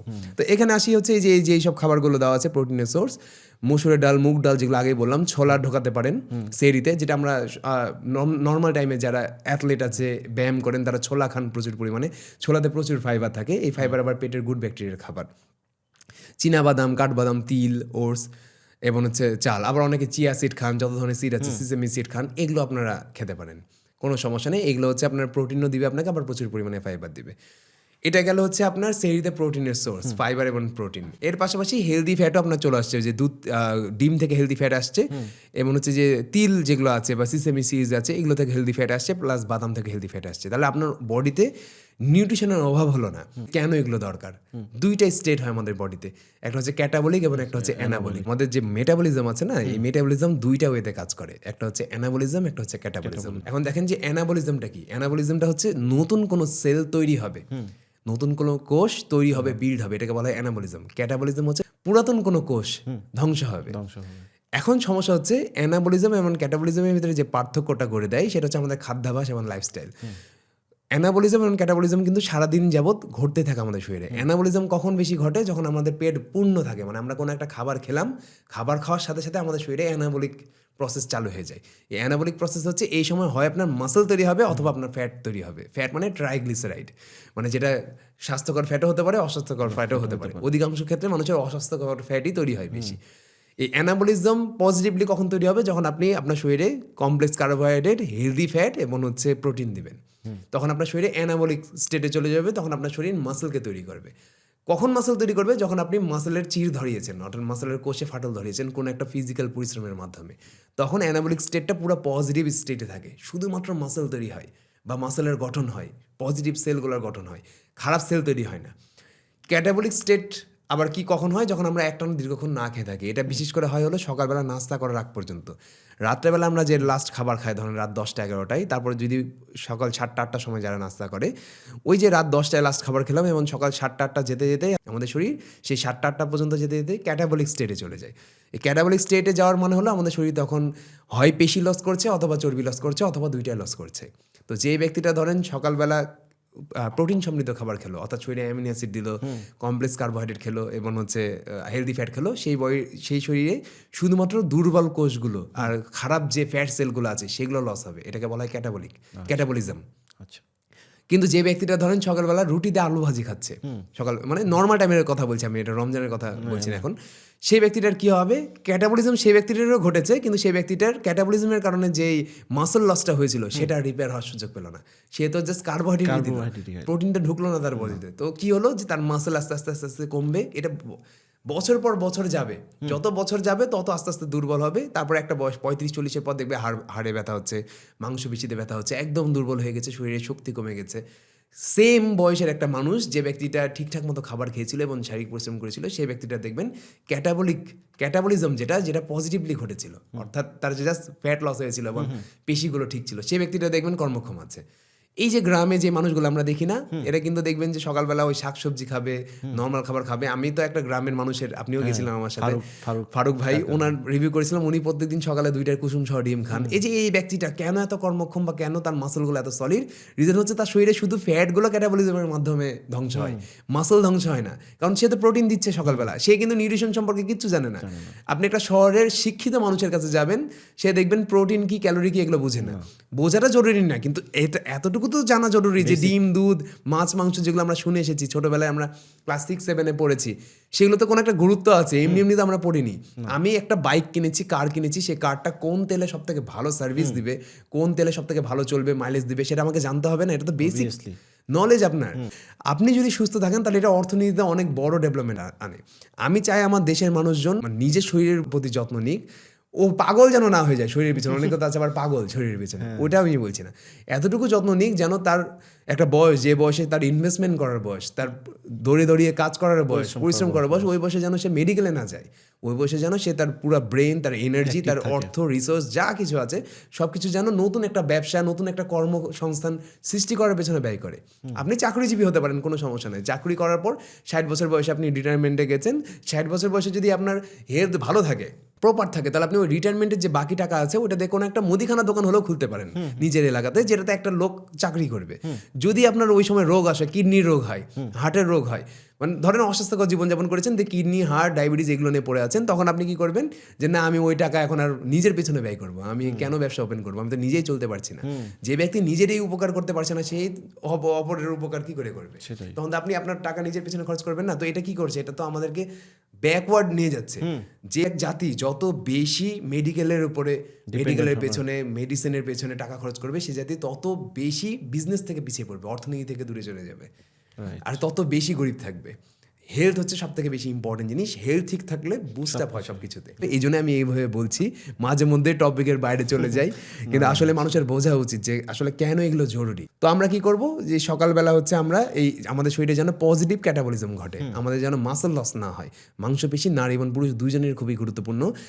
জাস্ট আপনি 40 থেকে 50 বছর বয়সের একটা বয়স্ক মহিলাকে জিজ্ঞেস করবেন যে কি ঝামেলায় ওই থাকে, কি কষ্টে সেই মহিলাটা থাকে, কোমরে ব্যথা, যেহেতু মেয়েদেরকে প্রেগনেন্ট, যেহেতু প্রত্যেকটা নারী প্রেগনেন্ট হয়, প্রেগনেন্ট হওয়ার সময় আমাদের ব্যাকের মাসলগুলোতে প্রচন্ড পরিমাণে প্রেশার পড়ে, 9টা মাস জুড়ে প্রেশার পড়ে, এক্সেস প্রেশার। ধরেন একটা পুরুষ মানুষ, ধরেন আপনি নর্মাল সুস্থ স্বাভাবিক মানুষ, আপনার পেটে যদি 2-3 কেজির ইট বেঁধে দেওয়া হয় এবং দিন রাত আপনাকে বলা হয় ওটা নিয়ে উঠতে বসতে হবে আপনাকে, তাহলে আপনার কোমরে যে পরিমাণ প্রেশারটা পড়বে সেটা ওই নারীটার 9 মাস যাবত পড়ছে, এবং দিনের পর দিন সেটা বাড়ছে আস্তে আস্তে, বাচ্চা তো বড় হচ্ছে।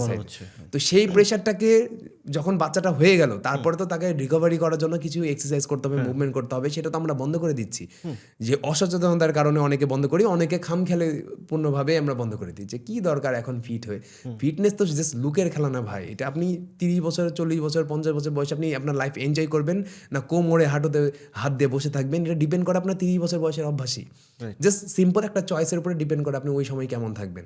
আপনি জাস্ট দোষারোপ করবেন প্রকৃতির উপরে, আল্লাহর উপরে, যে আমাকে অসুখ দিয়েছে। আসলে আল্লাহ আপনাকে অসুখ দেয়নি, আপনাকে প্যাটার্ন দিয়ে দিয়েছে আল্লাহ একটা, আপনি এটা করলে এটা হবে, এটা করলে ওইটা হবে, আপনি যেটা করছেন সেই অনুযায়ী ফলাফল পাচ্ছেন।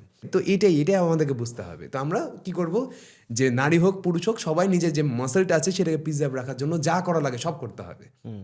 দরকার হলে 2টা জামা কম কিনতে হবে, 2টা শাড়ি কম কিনতে হবে, কিন্তু প্রপার খাবার খেতে হবে। প্রপার খাবার খেলে আপনি যাই পড়েন না, আপনার সুন্দর লাগবে আর আপনি সুখ অনুভব করবেন। সকালের নাস্তাটা খুব ভালো, হেলদি হতে হবে। এখন এটা কি করবে, যে সকালের নাস্তা নিয়ে আমরা যে কথাগুলো বলছিলাম, এটা জাস্ট সেহরিতে ঢোকান।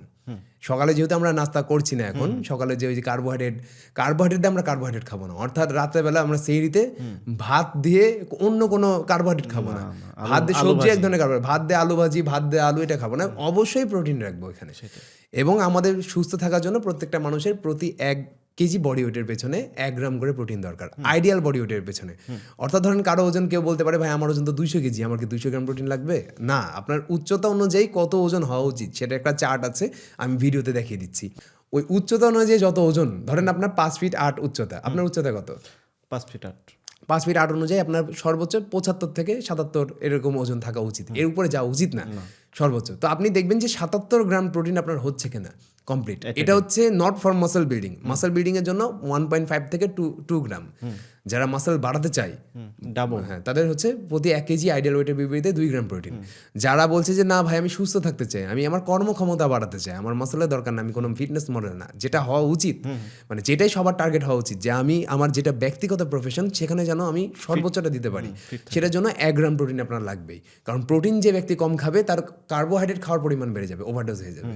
প্রোটিনই একমাত্র খাবার যেটা কার্বোহাইড্রেট খাওয়ার প্রবণতা কমায়। এটা থার্মিক ইফেক্ট অফ ফুডের কারণে, অন্য কনসেপ্ট এর ভিতরে না ঢুকতে গেলে দিন পার হয়ে যাবে। অনেক তো আমাদেরকে প্রোটিন কমপ্লিট করতে হবে। তো 100 গ্রাম মাছে আপনি পাবেন 26 থেকে 27 গ্রাম প্রোটিন, 22 গ্রাম প্রোটিন থাকে অন অ্যাভারেজ।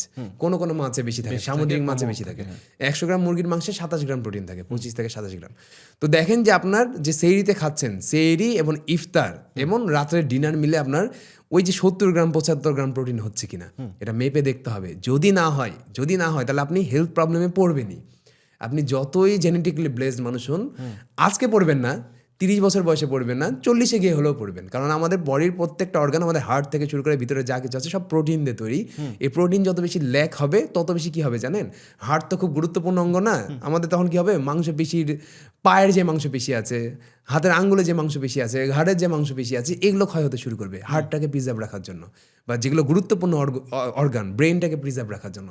তা আপনার গুরুত্বপূর্ণ অর্গান ঠিক থাকলো, কিন্তু আপনার অন্য অন্য জিনিসগুলো, হাত পাগুলো দুর্বল হতে শুরু করেছে। এই কারণে আমরা চাইবো না যে আমার আঙ্গুলের পাওয়ার কমুক, আমার পায়ের আঙ্গুলের পাওয়ার কমুক, যেটা আমরা একটা গাড়ির ক্ষেত্রে, বাইকের ক্ষেত্রেও এক্সপেক্ট করি, যে আমার বাইকের একটা হর্ন নষ্ট হয়ে গেলো আমরা দৌড় দিই ঠিক করতে। তো ওরকম চাচ্ছি যে আমাদের পুরো বডির কোনো মাসল যেন উইক না হয়ে যায়, তার কারণে আমরা প্রোটিনের রিকোয়ারমেন্টটা কমপ্লিট করবো। আর এটা আমি আলোচনা করলাম কোথায় কোথায় থেকে আপনি পাবেন। ভাই সেহরির খাবারের সম্পর্কে আমরা জানলাম, বাট একটা জিনিস হয় কি, যে সেহরি শেষ হচ্ছে, আজান দিচ্ছে, এই টাইমে অনেকে হচ্ছে পানি খেতেই থাকে।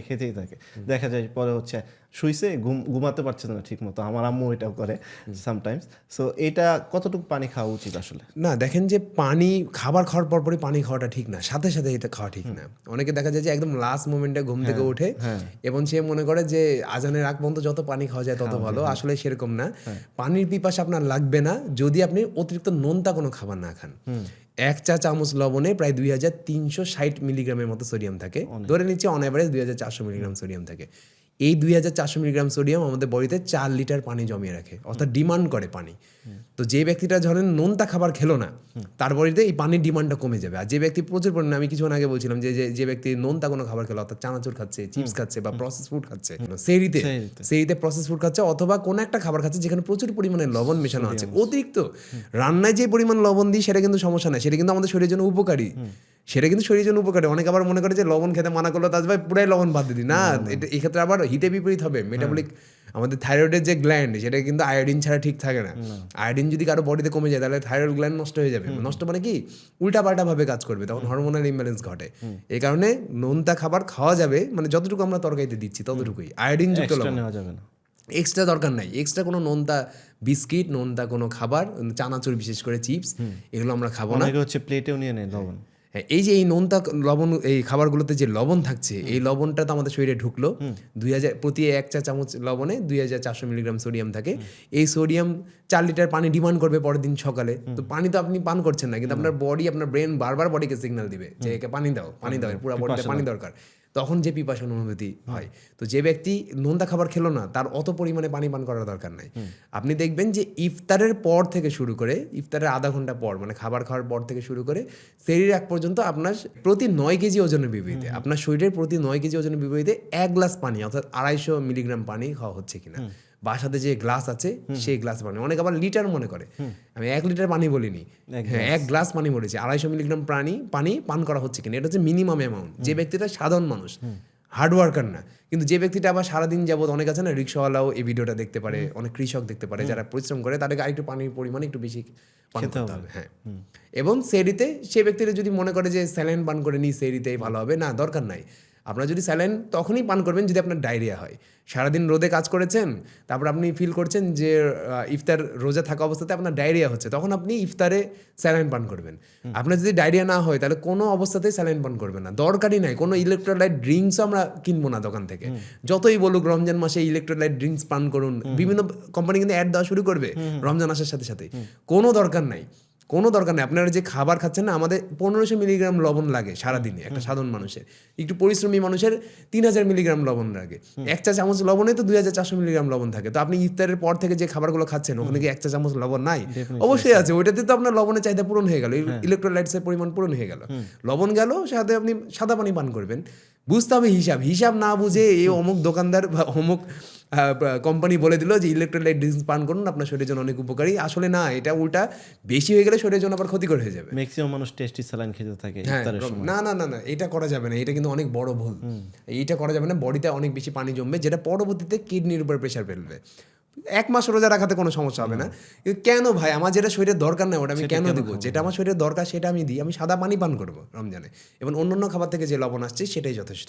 এখন আমরা যেখানে ছিলাম, যে এই যে সেহরিতে এই অতিরিক্ত নোনতা কোনো খাবার খাবো না। পাশাপাশি আমরা খাবার চেষ্টা করব সেহরিটা আজান দেওয়ারও অ্যাটলিস্ট 20 মিনিট আগে শেষ করার, এবং আজান দেওয়ার ঠিক 5 মিনিট আগে আমরা পানি পান করবো যতটা পারা যায়। তাহলে ঠিক আছে। আপনি খাবার খাওয়ার সাথে সাথে যদি আমরা পানি পান করি, তাহলে আমাদের ডাইজেস্টিভ এনজাইম ঠান্ডা হয়ে যায়। আমরা যখন যে খাবারটা খাই, সেই খাবার কিন্তু পেটের ভিতর যাওয়ার পর 37 ডিগ্রি সেলসিয়াসে গরম হয়। যতই ঠান্ডা খাবার আপনি খান, যতই গরম আপনি খাবার খান, পেটের ভিতরে যে অ্যাডজাস্ট হয় 37 ডিগ্রি সেলসিয়াসে। এই 37 ডিগ্রি সেলসিয়াস তাপমাত্রাতে আপনার বডি কিন্তু প্রত্যেকটা খাবারকে হজম করে। আপনি ধরেন প্রচুর পরিমাণে পানি পান করছেন, তখন কি হবে, আপনার যে পেটের ভিতরে যে ডাইজেস্টিভ যে এনজাইম বা তরলটা আছে, যে অ্যাসিডটা আছে, সেটা পাতলা হয়ে যায়। তো খাবারের হজমের সমস্যা হয়, যার কারণে সারাদিন যাবত আপনার গ্যাস্ট্রিক্সের সমস্যা হবে বা গ্যাস হতে পারে। এই ভুলটা করা যাবে না যে আমরা খাবার খেলাম আর প্রচুর পরিমাণে পানি পান করছি, দরকার নাই। আপনি সেহরির আগে, মানে ঘুম থেকে উঠে পানি পান করেন 1 গ্লাস, তারপর আপনি সেহরি করতে পারেন, তার 20 মিনিট পর আপনি পানি পান করতে পারেন। অর্থাৎ আমরা ঘুম থেকে উঠেই যেমন তেমন ভাবে খালি খাবার খাবো আর ইয়ে করবো, হবে না। নিয়মতান্ত্রিক ভাবে করতে হবে সবকিছু। অনেকে তো জাস্ট 5 মিনিট আগে ঘুম থেকে উঠে তাড়াহুড়ো করে খাবার খায়, ঠিক মতো চাবায়ও না খাবার। ঠিক মতো যদি আপনি না চাবান, আপনি যদি খাবারে ঠিক মতো ফোকাস না করেন, তাহলে আমাদের কিন্তু স্যালাইভা উৎপন্ন হয়। স্যালাইভায় কিন্তু এক ধরনের এনজাইম থাকে। এই এনজাইমটা কিন্তু আমাদের ব্রেনকে সিগন্যাল দেয় যে পেটের ডাইজেস্টিভ এনজাইমগুলোকে আরো বেশি বেশি করে উৎপন্ন করুন। ওর মুখে লালা তৈরি হয়েছে, এই লালার তৈরি হয়েছে মানে ও কোনো একটা খাবার দেখেছে। আমরা কি হয় যে সব থেকে বেশি কিসে লালা ওঠে? টক জাতীয় কোনো খাবার। তেঁতুলের কথা শুনলেই লালা চলে আসে। তো ওই খাবারগুলোতে আমাদের শরীরে বেশি বেশি পরিমাণে আমাদের মুখে স্যালাইভা উৎপন্ন হয়। এই স্যালাইভা আমাদের ব্রেনকে সিগন্যাল দেয় যে ডাইজেস্টিভ এনজাইমগুলোকে সক্রিয় করো পেটের ভিতরে, এখনই সে খাবার খাবে। এই কারণে আমাদেরকে খাবারে ফোকাস করে করে খেতে হয়। আমরা এটা টেনশন করে খাওয়া যাবে না যে এই কিছুক্ষণ পর আজান দিবে, গপ গপ করে আমরা খালি গিলছি, ঠিকঠাক মতো আমরা হজম করছি না। ওটা কি হবে যে হজম হবে না, গ্যাস হবে আপনার। খাবার খাওয়ার সময় অবশ্যই আমরা চিবিয়ে খাবো ঠিকঠাক মতো। সারাদিন কষ্ট হবে পরে। অ্যালার্ম দেন বা কাউকে রাখেন, আপনার কোনো ফ্রেন্ডকে বলেন যে আমাকে একটু জাগিয়ে দিতে। সেটাই, সোশ্যাল মিডিয়া যেহেতু আছে এখন, সেটাকে ইউজ করেন। অথবা আপনার বাসাতে কোনো মানুষ থাকতে পারে। হ্যাঁ, অনেক সময় কি হয়, একা থাকলে একটু কষ্টকর হয়ে যায়। তো যারা একা থাকেন তারা অ্যালার্ম সেট করেন। কিন্তু এইভাবে যদি আপনি খাবার খান, তাহলে গ্যাসের প্রবলেম যেটা আছে সেটা হবে না। এর পাশাপাশি আমরা এখন একটু আলোচনা করব প্রিবায়োটিক্স এবং প্রোবায়োটিক্স নিয়ে। একটু চারটা বের করি। যেটা প্রোবায়োটিক হচ্ছে জীবন্ত ব্যাকটেরিয়া, মানে যেই সব খাবারে ব্যাকটেরিয়া জীবিত অবস্থায় থাকে সেটাকে বলা হয় প্রোবায়োটিক। আর প্রিবায়োটিক হচ্ছে এই যে জীবিত ব্যাকটেরিয়াগুলো আছে সেগুলো কোনগুলো খাবার খেয়ে বেঁচে থাকে সেটাকে বলা হয় প্রিবায়োটিক। প্রোবায়োটিক খাবার কি? সব থেকে কার্যকর প্রোবায়োটিক হচ্ছে টক দই। অবশ্যই টক দই হতে হবে। মিষ্টি দইয়ে অসমোটিক প্রেশারের কারণে ব্যাকটেরিয়া মারা যেতে শুরু করে। মিষ্টি দইয়ে যে ব্যাকটেরিয়া থাকে না তা না, থাকে, পরিমাণে কম থাকে। তো যদি আপনার হজমের সমস্যা থাকে, মেটাবলিক স্বাস্থ্য একটু দুর্বল হয়, সেক্ষেত্রে মিষ্টি দই খাওয়া যাবে না। আপনাকে অবশ্যই টক দই খেতে হবে। আর টক দইয়ের বেনিফিট অনেক বেশি, মিষ্টি দইয়ের তুলনায় তো অনেক বেশি। আমি একটা ভিডিও তৈরি করেছিলাম টক দই আর মিষ্টি দইয়ের পার্থক্য নিয়ে। প্রায় 100 গুণ কম বেশি পার্থক্য থাকে। হ্যাঁ, হিউজ পার্থক্য থাকে। টক দইয়ের ব্যাকটেরিয়ার পরিমাণে 100 গুণ বেশি মিষ্টি দইয়ের তুলনায়। ওই ভিডিওটা ইউটিউবে সার্চ করলে পেয়ে যাবেন, বুঝছেন? ওটা দেখলে আরো ভালো মতো বুঝবেন কেন এটা হয়, কেন ব্যাকটেরিয়া বেশি কম সেটা ওখানে দেখা যাবে। প্রিবায়োটিক হচ্ছে ওই যে ভালো ব্যাকটেরিয়ার খাবার। প্রোবায়োটিক হচ্ছে এই সরাসরি অন্ত্রে গিয়ে কাজ করে। মানে আপনি টক দই খাবেন, সরাসরি অন্ত্রের ভিতরে যে নতুন, মানে আমাদের কি হয়, অন্ত্রের ভিতরে কিন্তু গুড ব্যাকটেরিয়া জন্ম নিতে থাকে, আবার ব্যাড ব্যাকটেরিয়া জন্ম নেয়, মারা যায়, গুড ব্যাকটেরিয়া জন্ম নেয়, মারা যায়। যখন আপনি প্রোবায়োটিক খাবার খেলেন, তখন অন্ত্রের ভিতরে গুড ব্যাকটেরিয়া কম থাকলেও এক্সট্রা করে ব্যাকটেরিয়া চলে গেল ভেতরে, যার কারণে যে আপনি হয়তো বা অন্য কোনো কারো অন্ত্রে ব্যাকটেরিয়া কম উৎপন্ন হয়, ভালো ব্যাকটেরিয়া, খারাপ ব্যাকটেরিয়া বেশি উৎপন্ন হয়। যখন পজিটিভ ব্যাকটেরিয়া বেড়ে যাবে, তখন খারাপ ব্যাকটেরিয়া আপনি মারা যাবে। তো টক দইটা খুবই উপকার করে এই দিক দিয়ে। মানে আপনাকে শরীরকে, পেটকে তৈরি করা লাগলো না, আপনি বাইরে হতে পেয়ে গেলেন। এই যে অন্ত্রে ভালো ব্যাকটেরিয়া যোগ করে, অর্থাৎ আগে থেকে ধরেন 100টা ব্যাকটেরিয়া ছিল, টকদের মাধ্যমে আরো 100টা গেল, তখন 200টা হয়ে গেল, মানে পজিটিভ ব্যাকটেরিয়া। এবং হজম ক্ষমতা উন্নত করে, রোগ প্রতিরোধ ক্ষমতা বাড়ায়। এই যে দই, ইয়োগার্ট, কেফির, ফার্মেন্টেড, যত ধরনের ফার্মেন্টেড খাবার আছে সব কিছুতেই প্রোবায়োটিক থাকে। এবার আসি প্রিবায়োটিকে। এটা হচ্ছে ভালো ব্যাকটেরিয়ার খাবার, ভালো ব্যাকটেরিয়ার বৃদ্ধি বাড়ায়, অর্থাৎ ভালো ব্যাকটেরিয়া যেসব খাবার খেয়ে জীবিত থাকে সেটাকে বলা হয় প্রিবায়োটিক। আপনার ধরেন সন্তান আছে, পেটের গুড ব্যাকটেরিয়াগুলো আমাদের সন্তানের মতো, কিন্তু সেটা জীবিত থাকে কোন খাবারগুলোতে সেটা আমরা চিনি না, দিচ্ছিও না, তাহলে তো সমস্যা। ওরা তো যতই আপনি গুড ব্যাকটেরিয়া ভেতরে ঢোকান, টক দই যতই আপনি ভেতরে ঢোকান, ওই গুড ব্যাকটেরিয়ার তো জীবিত থাকার জন্য কোনো খাবার দরকার বা বংশ বিস্তার করার জন্য কোনো খাবার দরকার, সেটা হচ্ছে এই প্রিবায়োটিক। এই প্রিবায়োটিক থাকে হচ্ছে কলাতে, যে কলাটা যত বেশি কাঁচা হবে সেই কলাতে তত বেশি রেজিস্ট্যান্স। পাকা কলা না। রেজিস্ট্যান্স স্টার্চ এমন একটা খাবার যেটা আমরা হজম করতে পারি না, আমাদের শরীরে কাজে লাগে না, ওটা আমাদের শরীরের ভেতরে যে ব্যাকটেরিয়া থাকে, গুড ব্যাকটেরিয়া, সেটার কাজে লাগে। আর এই প্রিবায়োটিক আবার খারাপ ব্যাকটেরিয়াকে কমায়। রেজিস্ট্যান্স স্টার্চ কিন্তু খারাপ যে ব্যাকটেরিয়াগুলো আছে সেগুলো কিন্তু আবার সহ্য করতে পারে না। খারাপ ব্যাকটেরিয়াগুলো কি সহ্য করতে পারে জানেন? যত ধরনের ট্রান্স ফ্যাট আছে এবং চিনি আছে, এগুলো হচ্ছে খারাপ ব্যাকটেরিয়ার খাবার। তো যে অনেকে বলে না যে কোকা কোলা খেয়ে তার হজম ক্ষমতা বেড়ে গেছে বা হচ্ছে খুব ইয়া হয়, ওটা সাময়িক যে আপনার গ্যাসটা রিলিজ হয়, কিন্তু ওটা কি করে, ওটা দীর্ঘমেয়াদে আপনার পেটের ভিতরে গিয়ে গুড ব্যাকটেরিয়াগুলোকে মেরে ফেলে এবং খারাপ ব্যাকটেরিয়াগুলোকে উৎপন্ন করে। যে ব্যক্তি মনে করে যে আমার খাবার খাওয়ার পর কোকা কোলা খেতেই হবে নাহলে আমার সমস্যা, ওই ব্যক্তি কোনোদিনও কোকা কোলা থেকে বের হতে পারবে না। ওই ব্যক্তির কোনোদিনও হজমের সমস্যা দূর হবে না। সেট হয়ে যাবে, ওটা সেট হয়ে যাবে, ওটা বডি তখন ডিমান্ডই করবে, কারণ ওটা কি হবে যে আপনার যখনই আপনি খাবার খাবেন আপনার পেটে গ্যাস তৈরি হবে, তখনই আপনার মনে হবে আমার মনে হয় এখন কোক খেতে হবে, কোক পান করতে হবে, অথবা আমাকে গ্যাসের ট্যাবলেট খেতে হবে। আপনার গ্যাসের ট্যাবলেট খাওয়ার কোনো প্রয়োজন হবে না যদি ওই ব্যক্তিটা রোজ রোজ টক দই খায়।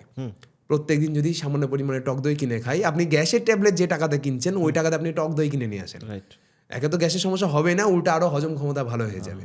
সব সময় আমরা যেগুলো ন্যাচারাল খাবার ওগুলো দিয়ে আমরা রোগের নিরাময় করতে পারবো, সবসময় আমাদের ওষুধের দরকার হয় না। তো এই যে এই কলা, রসুন, পেঁয়াজ, ওটস, ডাল, শাকসবজি সবকিছুতে রেজিস্ট্যান্স স্টার্চ থাকে, এটা আমরা খাবো।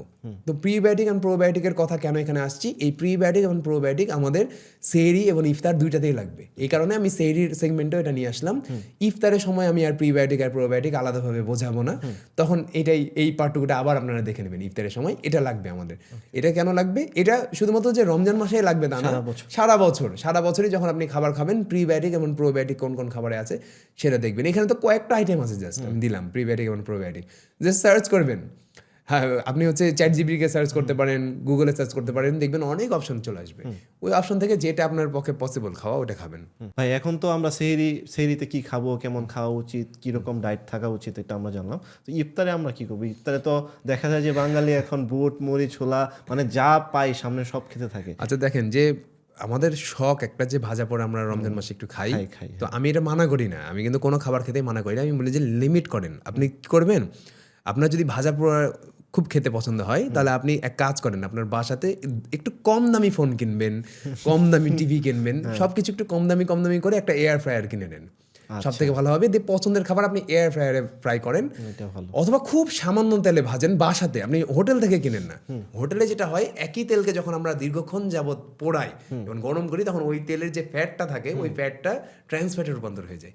এই ট্রান্স ফ্যাট মিশ্রিত যে খাবার যদি কার্বোহাইড্রেটের সাথে মিশে যায়, যেমন আমরা যে পুরি, সিঙ্গারা, পেঁয়াজু, বেগুনি, জিলাপি যা কিছু খাচ্ছি, এগুলো কার্বোহাইড্রেট না? এই কার্বোহাইড্রেটের সাথে যখন ওই যে ট্রান্স ফ্যাটটা মিশছে, পাশাপাশি যখন লবণ মিশাচ্ছি আমরা, তখন এটা একটা পেটের ভিতরে যে একটা ক্ষতিকারক যৌগ উৎপন্ন করে, যেটার নাম গ্লাইকেশন এন্ড প্রোডাক্টস। এই ক্ষতিকারক যে যৌগটা উৎপন্ন হয়, এটা আবার আমাদের শরীরের ভিতরে কোলাজেন আছে, সবাই পরিচিত কোলাজেন সম্পর্কে। এখন এই কোলাজেনের ইলাস্টিসিটি নষ্ট করে দেয়। এই কোলাজেন দিয়েই কিন্তু আমাদের বার্ধক্যতা রোধ হয়। যে ব্যক্তি যত ইয়াং থাকে তার কোলাজেন তত স্ট্রং থাকে, ইলাস্টিক থাকে। কোলাজেন দিয়ে কিন্তু স্কিন, চুল, নখ, দাড়ি সবকিছুই, মানে আমাদের মানে বাহ্যিক যে গঠন, সৌন্দর্য, এটা পুরোপুরি ডিপেন্ড করে কোলাজেনের উপরে। তো কোলাজেন ধরেন অনেক আছে আবার কোলাজেন সাপ্লিমেন্ট খায় প্রচুর পরিমাণে, অথচ এদিকে সে এই সব উল্টাপাল্টা খাবার খাচ্ছে। তো একদিক দিয়ে কোলাজেন ধ্বংস করছেন, একদিক দিয়ে কোলাজেন খাচ্ছেন, এটাতে হবে না। আপনাকে এটা পুরোপুরি বাদ দেওয়ার দরকার নাই, কমাবেন। এটা কিন্তু এমনভাবে ক্ষতি করে, অনেকে বলতে পারে ভাই আমি তো যতই ভাজা পোড়া খাই আমার তো মেটাবলিজম হেভি ফাস্ট, আমি তো সহজে হচ্ছে মোটা হয় না। ইনস্ট্যান্ট বুঝবে না, সে ইনস্ট্যান্ট বুঝবে না, তার কোলাজেন ক্ষতিগ্রস্ত হচ্ছে এখানে, কোনো না কোনো দিক দিয়ে কিন্তু সে ক্ষতিগ্রস্ত হবেই, কোলাজেন ধ্বংস হয়ে যাচ্ছে এদিকে। আরেকটা যেটা হয়, যখন আমরা ইফতারে ক্যাটাবলিক স্টেট, আমি যেটা বললাম যে আমরা যখন প্রায় 16 ঘন্টা না খেয়ে আছি, তখন আমাদের বডি কিন্তু ক্যাটাবলিক স্টেটে থাকে, অর্থাৎ আমাদের মাংসপেশি এবং চর্বি দুইটাই ক্ষয় হতে শুরু করে। ওই সময় আমরা কি করি, যে তারপরে কিন্তু আমাদের বডি ডিমান্ড করে অ্যামিনো অ্যাসিড, অর্থাৎ প্রোটিন সমৃদ্ধ খাবার, হেলদি ফ্যাট এবং কমপ্লেক্স কার্বোহাইড্রেট। এগুলো তিনটা মিলে আমাদের বডি কিন্তু মাসেলগুলোকে প্রিজার্ভ রাখে আমাদের শরীরের ভিতরে, এবং ও প্রত্যেকটা অঙ্গ প্রত্যঙ্গ, ভিটামিন, মিনারেলস যা কিছু আছে সব কিছুতে আমাদের বডি প্রিজার্ভ থাকে, অর্থাৎ ভালো থাকে। সেই খাবার খাওয়ার জায়গা কিন্তু কমে যাবে যদি আপনি পুরি, সিঙ্গারা, ভাজা পোড়া, জিলাপি এগুলো খান।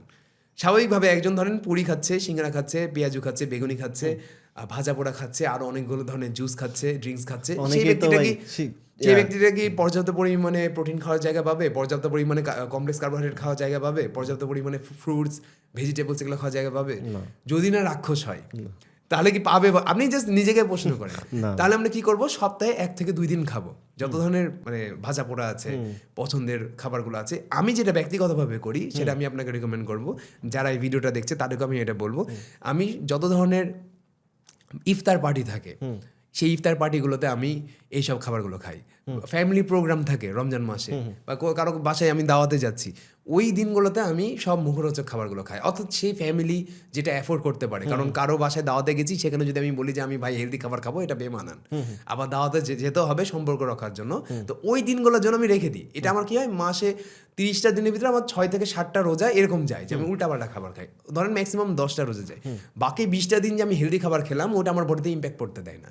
খুবই সিম্পল হিসাব, অর্থাৎ প্রতি 3-4 দিন পর পর যদি আমি একদিন ভাজা পোড়া খাই তাহলে আপনার বডিতে ইম্প্যাক্ট পড়বে না। এটা আমার ক্ষেত্রে হয়, কিন্তু আমি বিশ্বাস করি যে যে ব্যক্তিটা এইভাবে মেনটেন করে তার কারো বডিতে ইম্প্যাক্ট পড়বে না এইভাবে। তো আমরা ওইভাবে করবো, আমরা রোজ রোজ ভাজা পোড়া খাবো না। রেগুলার খাওয়া যাবে না, জিলাপি আর সবকিছু একসাথে দেখা যায় যুদ্ধ শুরু হয়ে যায়। না, আপনি যতই বলেন ভাই যে এটা তো একটা মাস খেলে কিছু হবে না, আপনার কোলাজেন ধ্বংস হবে। আপনি বলতে পারেন যে ভাই পরে আমি ডায়েট করে মেনটেন করে নিব, কিছুটা পারবেন, এমন না যে হবে না, লং টার্মে ক্ষতি হবে। কারণ হয় না ওইভাবে। আমরা যতই মনে করি যেটা রমজান, শুধু আমরা মনে করি যে এই 12 থেকে 16 ঘন্টা না খেয়ে থাকা, অনেকে তো 12 থেকে 16 ঘন্টা না খেয়ে থাকাকে রোজা মনে করে, কিন্তু আসলে এটা কিন্তু না। রমজান মাসে আপনাকে অনেক কিছু স্যাক্রিফাইস করতে হয়, যেটা আপনার ব্যক্তিত্বকে ধ্বংস করে, ব্যক্তিত্বকে নিচে নামায়, এরকম বিভিন্ন জিনিস আপনাকে স্যাক্রিফাইস করতে হয়। এই রমজান মাসে আপনি চেষ্টা করেন ঠিকঠাক টাইমে ঘুমানো, ঠিকঠাক মুভমেন্ট করা, ভালো কাজ করা, দান খয়রাত করা, এগুলো ধার্মিক বিষয়, আলাদা ব্যাপার। আমরা যেহেতু শরীরের কথাগুলো বলছি, শরীরের দিক দিয়ে আমার শরীরের জন্য যে পজিটিভ জিনিস সেগুলো আমি আমার শরীরকে দিই। এই রমজান মাসে অ্যাটলিস্ট 30টা দিন যেন ডিসিপ্লিনটা করতে পারি, যেন রমজান পার হলেও এটা মেনটেন করতে পারি। মানে এই মাসটাতে আমরা ডিসিপ্লিনটা গেইন করি, সারা বছর জন্য আমরা অনেক সময় কি হয় যে ডিসিপ্লিন কিন্তু মানুষ হুটহাট করে এক এক সময় গেন করে, এটার জন্য কোনো উপলক্ষের প্রয়োজন হয় না। অনেকে মনে করে না যে জানুয়ারি মাসের 1 তারিখ থেকে শুরু করব, রেজুলেশন দিয়ে দেয় নিজের লাইফে, এরকম কোনো কিছু হয় না। যে ব্যক্তিটা দেখবেন ডিসিপ্লিন হয়ে গেছে, সে জানতেও না ওই দিন সে ডিসিপ্লিন হবে। কোনো একটা বিষয় তাকে ট্রিগার করে, কোনো একটা প্রশ্নের উত্তর সে পেয়ে যায়, যার কারণে সে ডিসিপ্লিন হয়ে যায়। যে যত সুন্দরভাবে তার ওয়াইটাকে ক্লিয়ার করেছে, মানে কেন সে এই কাজটা করবে, সে তার জন্য কোনো উপলক্ষ দরকার হয় না, সে যে কোনো দিনই শুরু করতে পারে। তো আমরা যেটা করবো যে রমজান মাসে আমরা এটাকে ভাগ করবো। আমি বলছি না যে খাবেন না, আমি নিজেই তো খাই, আমি নিজেই জিলাপি, তারপরে আরও যত ধরনের খাবার আছে সবই খাই। তারপরে হচ্ছে যে আপনার বেগুনি, এগুলো সবই খাই। আমরা এয়ার ফ্রায়ার কিনে নিয়েছি আমি আমার বাসায়। আমি জানি অনেকেরই সামর্থ্য হবে না কেনার, যারা ভিডিওটা দেখছেন, কিন্তু সামর্থ্য আপনি বের করতে পারবেন। আপনি একটা দামি জুতা কিনেন না, আপনি একটা দামি ফোন কিনেন না, আপনার শরীরের জন্য আসলে যেটা দরকার সেটা আপনি কিনেন। আপনি একটা ধরেন আপনি কথা 50 ইঞ্চি টিভি কিনতেন, 30 ইঞ্চি টিভি কেনেন। তো তারপরে হচ্ছে আপনি এই জায়গায় ইনভেস্ট করেন, অর্থাৎ অন্য জায়গায় যেই জায়গাগুলোতে আমরা লাক্সারি করছি সেই টাকাগুলোকে আমরা এখানে নিয়ে আসি, নিয়ে এসে এখানে পজিটিভ যেই জিনিসটা আসলে অ্যাকচুয়ালি আমার লাইফে ভ্যালু অ্যাড করবে সেগুলো না আনি। এয়ার ফ্রায়ারে ফ্রাই করলে কোনো ক্ষতি হয় না শরীরে। ওই যে যেমন অনেকে বলে যে মাইক্রোওয়েভ ওভেন, তারপরে হচ্ছে আমরা এয়ার ফ্রায়ার, এগুলো যে রেডিয়েশন, এগুলো মনে হয় শরীরের জন্য ক্ষতিকর, আসলে না। তো রেডিয়েশন 2 প্রকার, একটা হচ্ছে আয়োনাইজিং, একটা হচ্ছে নন আয়োনাইজিং। যে নন আয়োনাইজিং যে রেডিয়েশন সেটা উপকারী রেডিয়েশন, মানে এটা উপকারী অপকারী কিছু কোনোটাই না, মানে শরীরের ক্ষতি করে না। এটাকে টেকনোলজির ভিতরে ঢোকানো হচ্ছে, যেমন মাইক্রোওয়েভ ওভেন, মোবাইল, রেডিও, এগুলোর ভিতরে নন আয়োনাইজিং রেডিয়েশন হয়। এই রেডিয়েশনের কারণে খাবারের মলিকুলের ভিতরে যে পানির অণু থাকে সেটা সূক্ষ্মভাবে কাঁপতে শুরু করে, কাঁপতে কাঁপতে খাবার গরম হয়ে রান্না হয়ে যায়। এটার কোনো সাইড এফেক্ট নাই, এই খাবার খাওয়া একদমই সেফ। আর যেটা হচ্ছে আয়োনাইজিং রেডিয়েশন, যেমন এক্স রে, গামা রেজ, তারপরে আমরা যে নিউক্লিয়ার যে রেডিয়েশনটা দেখি, এগুলো সব আয়োনাইজিং রেডিয়েশন, এগুলো শরীরের জন্য ক্ষতিকর। তো এই 2 ধরনের রেডিয়েশনকে বুঝতে হবে। মিডিয়া জাস্ট ভয় দেখায় মানুষকে, আসল ব্যাপারটা না। আপনি হচ্ছে অন্য জায়গায় একটু ইনভেস্টমেন্ট কমিয়ে এখানে দেন, হেলথের একটু বেনিফিট পাবেন আপনি। আমি যেমন হচ্ছে মাইক্রোওয়েভ ওভেনে ভাজা পোড়া খেতে ইচ্ছে করে, মাইক্রোওয়েভ ওভেনে রান্না করি অনেক সময় খুব সামান্য পরিমাণে তেল দিয়ে, অথবা হচ্ছে আপনার করি ও এয়ার ফ্রায়ারে ফ্রাই করি সামান্য পরিমাণে তেল দিই। তেল কিন্তু শরীরের জন্য হেলদি, উপকার, দরকার, হেলদি ফ্যাট, সমস্যা নাই, কিন্তু অতিরিক্ত তেলে ভাজা যাবে না। না ভেজে আপনি যদি খান তাহলে সেটা আপনার শরীরের জন্য উপকারী হবে। একটা প্রবলেম কি, যে আমাদের সমস্যাটা হচ্ছে যে আমরা টাকা পয়সা কিন্তু সবাই কামাই, মানে আমরা অনেকে আছি, অধিকাংশ মানুষ আছি এমন ধরনের চাকরি করি যেটা আমরা পছন্দ করি না, যে সেই চাকরি থেকে পাওয়া অর্জিত টাকা দিয়ে আমরা এমন ধরনের জিনিস কিনি যেটা আমাদের দরকার নাই। সেই জিনিসগুলো আমরা এমন মানুষদেরকে ইমপ্রেস করার জন্য কিনি যাদেরকে আমরা পছন্দ করি না। এইটাই হচ্ছে আমাদের মূল সমস্যা। আমরা যদি এটা বন্ধ করি তাহলে একটা মানুষ এমনি মানসিক সুখী থাকবে। ভাই আপনি সবসময় হ্যাপি থাকেন কিভাবে? আমি এই 3টা কাজ করি না। আমি একে তো পছন্দের কাজ করি, মানে যেটা আমি পছন্দ করি তার বাইরে আমি কোনো কাজ করি না, যে যত টাকায় আমাকে অফার করুক। দ্বিতীয়ত ভাই আমি কাউকে ইমপ্রেস করার জন্য কোনো কিছু কিনি না। আর তৃতীয়ত আমি সেই জিনিসটাই কিনি যেটা আমার ক্যারিয়ারে ভ্যালু অ্যাড করে, অথবা আমার টাকা বাঁচাচ্ছে অথবা আমার আর্নিং বাড়াচ্ছে। এই জিনিসগুলোকে ম্যাচ করেই আপনি সুখী থাকতে পারবেন। সুখী থাকার জন্য এটাই দরকার। আমরা তো এখন আর নিজের দুঃখে দুঃখী না, আমরা অন্যের সুখে বেশি দুঃখী। আরেকজন কার কিনে একটু পোস্ট করেছে, সেলফি পোস্ট করেছে, একটা নতুন বাড়ি কিনেছে, আমরা দুঃখী হয়ে যাই। আসলে ভাই আপনার তো দরকার নেই ওটা আপনার জীবনে। আর আপনি কাকে ইমপ্রেস করবেন? কে এত বেশি গুরুত্বপূর্ণ আপনার জীবনে যাকে ইমপ্রেস করার জন্য আপনাকে এই কাজটা করতে হবে? তো আপনি যদি ফিটনেসের পিছনে টাকা ব্যয় করতে পারেন না, বলেন আমার টাকা নাই, রিজনটা হচ্ছে আপনি আপনার টাকা এমন একটা কাজে ব্যয় করছেন যেটা আসলে আপনার দরকার নাই। এমন একটা ফোন কিনেছেন যেটা আপনি আপনার বন্ধু বান্ধবের সামনে ফ্লেক্স করার জন্য কিনেছেন, সেটা আসলে দরকার নেই। অনেক আছে না যে 20,000 টাকার ফোনে আমার টোটাল সব কাজ হয়ে যায়, কিন্তু কিনে আনবে 50,000 টাকার ফোন, তাহলে ওটা কি? ওটাকেই ফ্লেক্স করা বলা হয়, আর এটা আসলে আমাদের কোনো দরকার হয় না। তো এবার আসি হচ্ছে ইফতারে। রোজা ভাঙ্গার সাথে সাথে অনেকে জোর জবস্তিপূর্ণ প্রচুর পরিমাণে জোরে জোরে খাবার খাওয়া শুরু করে, প্রচুর পরিমাণে পানি পান করতে শুরু করে। এটা করা যাবে না। এটাতে যেটা হয়, সমস্যা হয় যে আমরা রোজা যখন থাকি 16 ঘন্টা যাবত যখন না খেয়ে থাকছি, তখন কিন্তু আমাদের পাকস্থলী আস্তে আস্তে স্কুইজ হয়। এটা কিন্তু আমাদের বায়োলজিক্যাল প্রসেস। অনেকে বলতে পারে পাকস্থলী কি চেপে ছোট হয়ে যায়? না, পাকস্থলী একটা ইলাস্টিক রাবারের মতো, এটা সাইজ সেমই থাকে কিন্তু স্কুইজ হয়ে ছোট হয়ে যায়, বেলুনের মতো। বেলুনে যেমন ফু দিলে বেলুনের তো ম্যাটেরিয়াল বড় হচ্ছে না, একই ম্যাটেরিয়াল ভিতরে খালি এক্সপ্যান্ড হয়ে যাচ্ছে। তো এটা কেন হয়? যে আগেকার যুগে যখন মানুষজন একটু শিকার করতো বা কৃষিকাজ করতো, একটা মৌসুমে খাবার পেতো, আরেকটা মৌসুমে বেশি খাবার পেতো না, অনাহারে থাকতো। যে সময়টা খাবার পেতো ওই সময়টা প্রচুর পরিমাণে খাবার খেয়ে এক্সপ্যান্ড করে নিত বডি। তারপর তো আবার 2-3 দিন সে খাবার পেতো না, বা 2-3 দিন সে শিকার পেতো না। ওই সময় কি করতো? স্কুইজ হয়ে থাকতো, যেন শরীরে খাবারের চাহিদাটা কম উৎপন্ন হয়। আপনি দেখবেন নবী সাল্লাল্লাহু আলাইহি ওয়াসাল্লাম ক্ষুধার জ্বালাতে পেটে পাথর বেঁধে রাখতেন, আমরা শুনেছি। রিজনটা কি? সে পেটটাকে চেপে ছোট করে রাখতো। দেখবেন বেল্ট পরে যারা খাবার খেতে বসে তারা বেশি খেতে পারে না, কারণ কি? পাকস্থলীতে টান পড়ে। অনেকে তো আবার দেখা যায় বেল্ট খুলে নেয়, গ্রামগঞ্জে দেখা যায় লুঙ্গির গিটটাকে খুলে বসে না, রাইট রাইট, লুঙ্গির গিটটাকে খুলে খাবার খেতে বসে, বা বেল্টটাকে ঢিলা করে খাবার খেতে বসে। এটা একই রিজন। যখনই পাকস্থলীর উপর প্রেশার কমে যাবে, মানে পাকস্থলী একটু এক্সপ্যান্ড হয়ে যাবে, তখন খাবার বেশি ঢুকে। তো যখন আপনি 16 ঘন্টা যাবত না খেয়ে আছেন, তখন পাকস্থলীটা স্কুইজ হয়ে যায় সাময়িক সময়ের জন্য, পার্মানেন্টলি না। তো সাময়িক সময়ের জন্য যেটা স্কুইজ হলো, 16 ঘন্টা যাবত কিন্তু আস্তে আস্তে স্কুইজ হয়েছে। এটাকে যখন আপনি প্রচুর পরিমাণে ডক করে পানি পান করছেন আর প্রচুর খাবার একসাথে খাচ্ছেন, তখন সেটা যে গতিতে স্লো হয়েছে তার থেকে 10 গুণ 20 গুণ দ্রুত গতিতে এক্সপ্যান্ড করার চেষ্টা করে। তখন যে পেট ব্যথা হয় অথবা অনেকের বমিও হয়ে যায়। অনেকে মনে করে এটা গ্যাসের ব্যথা, অনেকে আবার এর জন্য ওষুধও খেয়ে নেয় গ্যাসের। আসলে ওটা গ্যাসের ব্যথা না ভাই, ওটা অতিরিক্ত খাবার আপনি দ্রুত খেয়েছেন তাই। এই জন্য স্লোলি আমরা খাবো এবং খাবারকে চিবিয়ে চিবিয়ে খাবো। খাবারকে চিবিয়ে খেলে আমাদের মুখে স্যালাইভা উৎপন্ন হয়, এই স্যালাইভা আবার সিগন্যাল দেয় বডিকে, আমাদের ব্রেনকে, আমাদের ব্রেন তখন পাকস্থলীকে আবার এক্সপ্যান্ড করে আস্তে আস্তে। তো আশা করি এইভাবে খেলে আপনাদের পেট ব্যথা কখনো হবে না। আমার ছোট ভাইয়ের বিশেষ করে এটা হতো আগে, পরবর্তীতে আমি একটা কন্টেন্ট তৈরি করেছিলাম বা অন্য একটা ইন্টারভিউতে আমি এটা বলেছিলাম, তারপর থেকে সে এটা ফলো করার পর তার আর এই সমস্যা হয় না। আমি আশা করি যে অসংখ্য মানুষ যারা আছেন, অধিকাংশ মানুষ যারা আছেন, তারা যদি এই টেকনিকটা ফলো করেন তাহলে তাদেরও কোনো সমস্যা হবে না। ইফতার করার ফলে যে পেট ব্যথার যে সমস্যা, এটা হবে না। ইফতার খাওয়ার পরপরই আমাদের দেখি না যে প্রচুর পরিমাণে টায়ার্ড লাগে, আমাদের মনে হয় যে এখনই ঘুমিয়ে যাই। এটা কেন হয় বলেন তো? এটা ওই ভুল খাবার খাওয়ার কারণে হয়। এটাকে বৈজ্ঞানিক ভাষায় বলা হয় পোস্ট প্র্যান্ডিয়াল সমোলেন্স।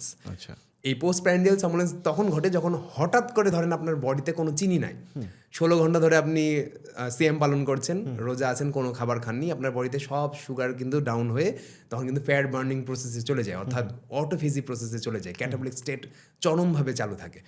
ওই সময় যদি হঠাৎ করে আপনি এমন একটা খাবার খেয়ে রোজা ভাঙেন যেটা পুরাই চিনি আর অন্য কিছু নাই, অর্থাৎ জিলাপি অথবা কোন একটা শরবত, আমরা আজ বরকতময় শরবত আমরা রমজান আসলে দেখি, লাল পানি, নাম না বলি, না নাম আমি বলবো না, সমস্যা নাই। এটার ভাই কোনো উপকার নাই, এটা আপনার শরীরে আরো ক্ষতি করবে সরাসরি। আমি আপনাকে বলছি যে এটা আপনি কিনেন না, মানে রিকোয়েস্ট করবো আপনার কাছে, যারা আমাকে ফলো করেন অ্যাটলিস্ট বিশ্বাস করেন, আমি বলবো না যে আমাকে বিশ্বাস করা দরকার নাই, একটু ঘাটাঘাটি করবেন, এটার কোনো উপকার নাই। আমি বলতে পারেন এখানে এই মিনারেলস, এই ভিটামিন, এই হাবিজাবি এটা আছে, কিচ্ছু নাই। ওই মিনারেলস ভিটামিন পেতে যে আপনার বডিতে এত পরিমাণে চিনি ঢুকছে যেটা আপনার শরীরের উল্টা ক্ষতি করবে। আপনি উল্টা ফলমূল থেকে নেন ভিটামিন, আপনি পেয়ারা খান, আপনি কমলা খান, আপনি অন্য একটা খাবার খান, বাতাবি লেবু খান, দেশি কোনো ফল খান, বিদেশি সামর্থ্য থাকলে বিদেশি ফল খান, আপনি ওই সুগারি কোনো ড্রিঙ্কস পান করেন না। আমরা রমজান সিয়াম মানে রোজা ভাঙবো সাদা পানি দিয়ে, সোজা হিসাব সাদা পানি দিয়ে, নট স্যালাইন। স্যালাইনও খাওয়া যাবে না, কিছু আগে আমি যেটা বলছি, সাদা পানি দিয়ে রোজা ভাঙবো। এবং অনেকে বলতে পারে ভাই খেজুর খাওয়া কি যাবে? হ্যাঁ, খেজুর খাওয়া যাবে। অনেকে বলতে পারে খেজুর তো প্রচুর মিষ্টি, না, খেজুর মিষ্টি হলো খেজুরে গ্লাইসেমিক ইন্ডেক্স কম হয়। গ্লাইসেমিক ইন্ডেক্স হচ্ছে কোনো একটা খাবার খাওয়ার ফলে আমাদের শরীরে কত দ্রুত গতিতে সুগার লেভেল বাড়ছে। খেজুরের গ্লাইসেমিক ইন্ডেক্স অনেক কম। খেজুরে যেটা হয়, আপনার খেজুরে প্রচুর পরিমাণে ফাইবার থাকে। এই ফাইবারটা কি হয় যে সুগারকে স্পাইক হতে দেয় না। আমি সবসময় বলি যে ফল খাবেন, সবসময় আস্ত ফল খাবেন, ফাইবার যত থাকবে যে খাবারে সেটা আমাদের সুগার রেজ হতে দেবে না বডিতে। এটার ফলে আপনার পোস্টপ্যারেন্ডিয়াল সমলেন্স ঘটবে না, অর্থাৎ আপনার টায়ার্ডনেস আসবে না। এই পোস্টপ্যারেন্ডিয়াল সমলেন্স কিভাবে ঘটে আমি বলি। হঠাৎ করে যখন সুগার চলে আসে আমাদের বডিতে, তখন আমাদের শরীর, আমাদের ব্রেন প্রচুর পরিমাণে ইনসুলিন হরমোন তৈরি করতে শুরু করে। এই ইনসুলিন হরমোনের কাজ হলো মাংসপেশিতে সুগার পৌঁছানো।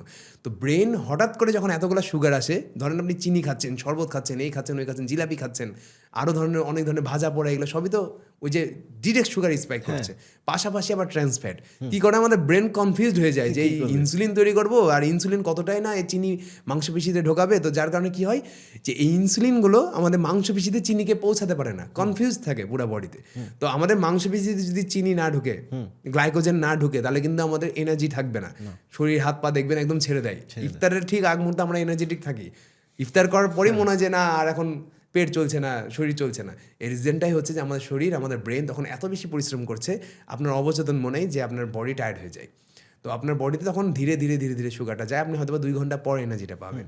তো যেটা করব, এই পোস্ট প্রেন্ডিয়াল সমলেন্স কিন্তু ম্যাক্সিমাম ক্ষেত্রে দেখা যায় দুপুরের খাবার খাওয়ার সময়। অধিকাংশ রমজান বাদে আমরা যখন দুপুরবেলা খাবার খাই, সাদা চালের ভাত খাই, আমাদের মনে হয় সাথে সাথে একটা ঘুম দিই। ওই যে সাদা চালের ভাত দ্রুত সুগার স্পাইক করে।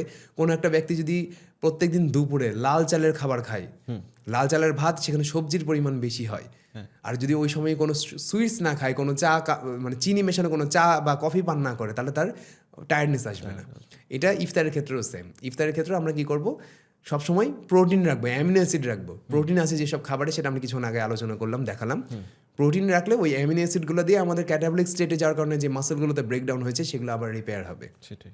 এবং আমরা কমপ্লেক্স কার্বোহাইড্রেট রাখবো, যেন দীর্ঘক্ষণ আমরা তারাবি নামাজ পড়ারও এনার্জিটা পাই, যেন দীর্ঘক্ষণ শরীরে শক্তি থাকে। হ্যাঁ, অনেকেই দেখা যায় যে বেশি খেয়ে তারপর তারাবির নামাজে যে ঝিমায়। হ্যাঁ, ঝিমাই না, ওই যে ওই কারণ হচ্ছে ওই সিম্পল কার্বোহাইড্রেট বেশি খেয়েছে।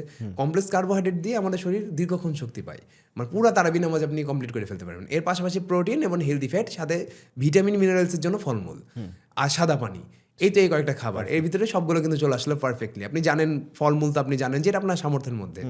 আপনি হচ্ছে প্রোটিন সমৃদ্ধ খাবার, মাছ খেতে পারেন, মুরগি খেতে না পারলেও মাছ খাবেন, ডিম খেলেন, তারপরে হচ্ছে আপনি বাদাম খেতে পারেন, ফাইবারি কার্বোহাইড্রেট, ওখানে কমপ্লেক্স কার্বোহাইড্রেট থাকে, প্রোটিনও থাকে, হেলদি ফ্যাটও থাকে বাদামে। দুধ খেতে পারেন, দুধ আমি সেহরিতে বলবো, দুধ খেলে হচ্ছে আমাদের শরীরে অনেকক্ষণ যাবত ওটা এনার্জি প্রোভাইড করে।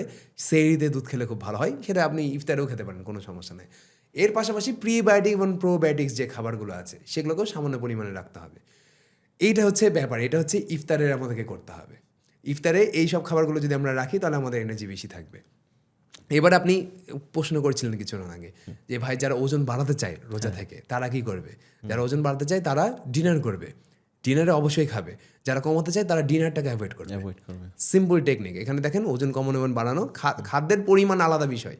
যারা সিম্পল কেবল শুরু করবে যে ভাই আমি চাচ্ছি যে রমজান মাসে আমার যেন ওজন না কমে যায় রোজা রাখার ফলে, বা মাসল না কমে যায়, তারা অবশ্যই ডিনার করবেন।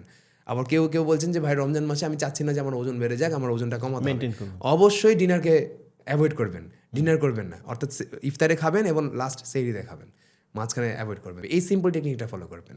অনেকে হচ্ছে যারা স্কিনি বা রোগা পাতলা যারা থাকে, ওরা হচ্ছে অনেকেই মনে করে যে আচ্ছা রোজা রাখা যাবে না, রোজা রাখলে হয়তো বা আমি আরও অনেক শুকায়া যাবো। তো তাদের ক্ষেত্রে আপনার সাজেশন কি থাকবে? রোজা তো অ্যাকচুয়ালি রাখতে হবে, এটা আমাদের ধর্মের একটা স্তম্ভ, তো রোজা তো অ্যাকচুয়ালি রাখতেই হবে। তো তাদের ক্ষেত্রে ডায়েটটা কেমন হওয়া উচিত? এখন দেখেন ভাই, এটা সিম্পল ক্লিয়ার করে দিই। রোজা রাখার সাথে, অর্থাৎ 16 ঘন্টা 17 ঘন্টা না খাওয়ার সাথে ওজন কমা বাড়ার সম্পর্ক নাই। সম্পর্ক হচ্ছে বাকি যে 6-7 ঘন্টা আপনি খাবার খাওয়ার টাইম পেলেন, ওই টাইমটাতে আপনি কি খাচ্ছেন সেটার সাথে আপনার ওজন বাড়বে কি কমবে সেটা সম্পর্ক। ওজন বাড়াতে চাচ্ছে কিন্তু রোজা রাখতে ভয় করে, মনে করে যে ওজন কমে যাবে। যারা মোটা হতে চায়, মানে যারা মোটা মানে কি, যারা সলিড মাসল তৈরি করতে চায়, বা মেয়ে মানুষ আছে অনেকে মাসল তৈরি করতে চায় না কিন্তু হেলদি ওয়েট গেইন করতে চায়, এদেরকে অবশ্যই স্ট্রেংথ ট্রেনিং করতে হবে। স্ট্রেংথ ট্রেনিং মানে এটাই না যে ডাম্বল বারবেল চাটতে হবে, অর্থাৎ শরীরে এমন একটা প্রেশার দিতে হবে যেটা আপনি আগে কখনো দেননি। অর্থাৎ আপনি বাসায় এক্সারসাইজ করছেন, ধরেন পুশ আপ করছেন, আগে যদি একটা পুশ আপ কখনো না দিয়ে থাকেন, তাহলে একটা পুশ আপ দেওয়াতে আপনার ইমপ্রুভ হবে। আগে যদি আপনি 10টা পুশ আপ দিতেন, যদি আপনি 12টা দেওয়ার চেষ্টা করেন, সেটাই স্ট্রেংথ ট্রেনিং, সেটাতেই আপনার ইমপ্রুভ হবে। এইরকম ব্যায়াম যারা করছেন, যে কোনো ধরনের মুভমেন্ট করছেন, তাদের মাসলগুলো কি টিয়ার হচ্ছে ক্ষুদ্র ক্ষুদ্র হয়ে, তারপর তারা যখন ইফতারে কমপ্লেক্স কার্বোহাইড্রেট, প্রোটিন আর হেলদি ফ্যাট খাচ্ছে তখন আবার মাসল রিপেয়ার হচ্ছে। তখন আপনার ওজন কমবে না তো, তখন আপনার যদি ওজন কমেও তাহলে আনহেলদি যে ফ্যাটগুলো আছে, ট্রাইগ্লিসারাইড আছে, এলডিএল যেটা আছে, লো ডেন্সিটি কোলেস্টেরল, ওটা কমবে। আপনার হেলথের ওভারঅল ইমপ্রুভমেন্ট হবে, আপনার বডি আরো সলিড হবে দেখতে, যারা পাতলা মানুষ আছে। ডিপেন্ড করছে যে আপনি ইফতারে কি খাচ্ছেন এবং সেহরিতে কি খাচ্ছেন। এবং আমি যেটা বললাম যে যারা মোটা হতে যাচ্ছেন কোনো ক্রমেই ডিনার অ্যাভয়েড করা যাবে না। আপনি ডিনারে অল্প হলেও খাবেন, একটা ডিমই খেয়ে নিতে পারেন, এক গ্লাস দুধই খেয়ে নিতে পারেন, এইভাবে চালাবেন। আর পাশাপাশি ব্যায়াম করবেন। ব্যায়াম না করলে আপনি যতই পুষ্টিকর খাবার খান আপনার মাসল সেলে পৌঁছাবে না, সব ওই পেটের কিডনির আশেপাশে ঘুরবে এবং তল পেটে চর্বি হবে, ফ্যাটি লিভার হবে। কারণ আমরা যখন এক্সারসাইজ করি তখন আমাদের প্রত্যেকটা মাসল সেলগুলোতে ব্লাড সার্কুলেশন বাড়ে, ওই আমরা যে নিউট্রিশনটা নিচ্ছি, অ্যামিনো অ্যাসিডটা নিচ্ছি, ওই মাসল সেল পর্যন্ত পৌঁছায়, পেটের আশেপাশে থাকে না। তো যে ব্যক্তি এক্সারসাইজ করে না তার তল পেটে চর্বি জমবে, তার তল পেট হেলদি হবে, আদার বডি পার্টগুলো আনহেলদি থাকবে। আর আমরা কোনো ক্রমে ওই যে আনহেলদি ফ্যাট খেয়ে ওজন বাড়ানোর চেষ্টা করবো না। ওটা করলে কি হবে, আপনার কোলাজেন ধ্বংস হয়ে যাবে। কোলাজেন দিয়ে আবার হাড়ের গঠনও ঠিক থাকে, মাংসপেশি ঠিক থাকে, আপনার হচ্ছে উপরে যে চামড়া এটাও ঠিক থাকে। তো আপনি দেখা গেল যে এদিকে ওজন বাড়াতে গিয়ে নিজের চেহারা নষ্ট করে ফেলছেন, আবার কমাতে গিয়েও অনেকে কোলাজেন ধ্বংস করে ফেলে। অনেকে আছে না যে খুব বেশি আনহেলদি মানে ডায়েট করে, তো একদমই কোলাজেন যেই সব খাবারগুলোতে গঠন হয় শরীরে টিকে থাকে সেই জিনিসগুলো তো কি হেলদি প্রোটিন, তারপরে ভিটামিন সি ছাড়া আবার কোলাজেন টিকে থাকবে না। সে এমন ধরনের ডায়েট করছে যে সে ভিটামিন সি খাওয়া বন্ধ করে দিয়েছে, প্রোটিন খাওয়া বন্ধ করে দিয়েছে, কার্বোহাইড্রেট খাওয়া বন্ধ করে দিয়েছে, না খেয়ে থাকে। ওই ব্যক্তির ওজন কমবে কিন্তু চেহারা, চুল, দাড়ি সব নষ্ট হবে। কারণ কি, সে তো কোলাজেন ধ্বংস করে ফেলছে তার জীবনের বা তার শরীরের। এইটাকে মাথায় রাখতে হবে। অনেকগুলো ব্যাপার আছে, আপনি জাস্ট হুটহাট করে একটা ইন্টারনেটে একটা ডায়েট দেখলেন আর করতে শুরু করলেন, ওইভাবে হবে না। প্রপার সিস্টেমেটিক নিয়মে আমার যতটুকু দরকার ততটুকু নিউট্রিশন আপনার বডিকে দিতে হবে, নাহলে বডি অন্য কোনো দিক দিয়ে আপনার এটাকে আপনাকে পে ব্যাক করবে। তো প্রপারলি ক্যালোরি কাউন্ট করে আমাদের খাবারগুলো ক্যালোরি কাউন্ট করে আপনি দেখবেন যে আপনার শরীরের জন্য কত ক্যালোরি দরকার, যেটা আপনাদের অ্যাপও যেটা আমাদের ফিটসমনি অ্যাপে যে ডায়েট ট্র্যাকারটা আছে ওটা যদি ওই এই অ্যাপটা কিন্তু যারা ভিডিওটা দেখছেন এটা মনে হয় ক্যামেরা, এই অ্যাপটা কিন্তু ফ্রি। আমি নর্মালি প্রমোশন করি না, এই অ্যাপটা শুধু ফ্রি, এর জন্য আমি বলছি যে চাইলে আপনারা এটা ইনস্টল করতে পারেন। ইনস্টল করে দেখেন ফিচারগুলো আপনার ভালো লাগছে কিনা, না লাগলে আপনারা আনইনস্টল করে দিন, কিন্তু দেখেন হয়তো উপকার পাবেন। এখানে যে ডায়েট অপশন আছে আমাদের ফিটসমনির ডায়েট অপশন, এখানে আপনাদের বডি ওয়েট এবং হাইট যখন দিবেন তখন সারাদিন আপনার কত ক্যালোরি দরকার ওটা দেখিয়ে দেবেন। এবং ব্রেকফাস্ট বা সেহরি বা ইফতারে আপনি জাস্ট স্ক্যান করার মাধ্যমে জেনে নিতে পারবেন যে আপনার এত ক্যালোরি হচ্ছে দরকার বা ঢুকাচ্ছে না, এত ক্যালোরি রিমেইনিং রয়ে গেছে। তো ওইটা কি হবে, ওটা আপনার জন্য ইজি হলো, তাহলে আমি বুঝে গেলাম, লিখতে হবে না, আপনাকে খাতা কলম লিখতে হলো না। যেমন আমরা কি করি, ডায়েট প্ল্যান বানাতে হলে ট্রেনারদেরকে বসে বানাতে হয়। এখন এটা কাদের জন্য, যাদের ট্রেনার হায়ার করার সামর্থ্য নাই তারা ওই অ্যাপটা ইউজ করবেন ফ্রি। আর যাদের ট্রেনার হায়ার করার সামর্থ্য আছে তারা আপনি আর প্রফেশনাল ট্রেনারকে হায়ার করবেন, আরো বেটার রেজাল্ট পাবেন। এটাই তো এটা হচ্ছে।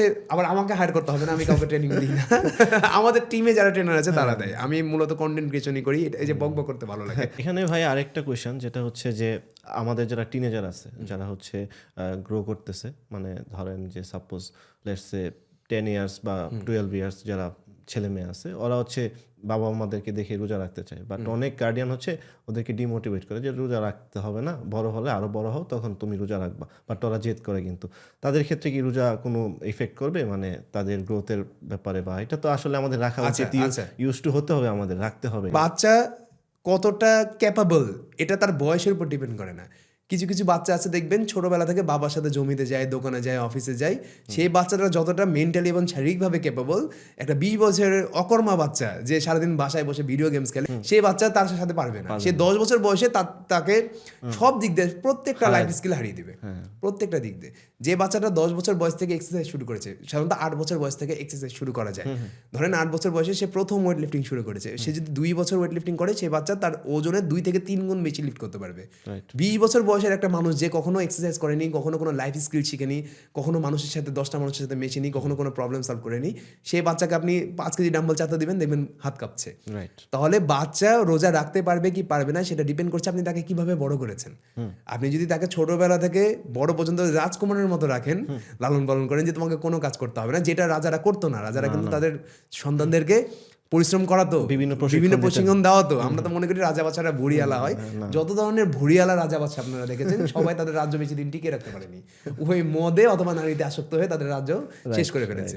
দেখবেন প্রত্যেকটা রাজা যারা কর্মক্ষম ছিল, সুলতান সুলেমান তার পিক অবস্থাতে তার সাম্রাজ্য সব থেকে বেশি ছিল। আকবর আকবরের পরে যারা জেনারেশন আসছে তারা কিন্তু টিকে রাখতে পারেনি, আকবর পর্যন্তই ঠিক ছিল।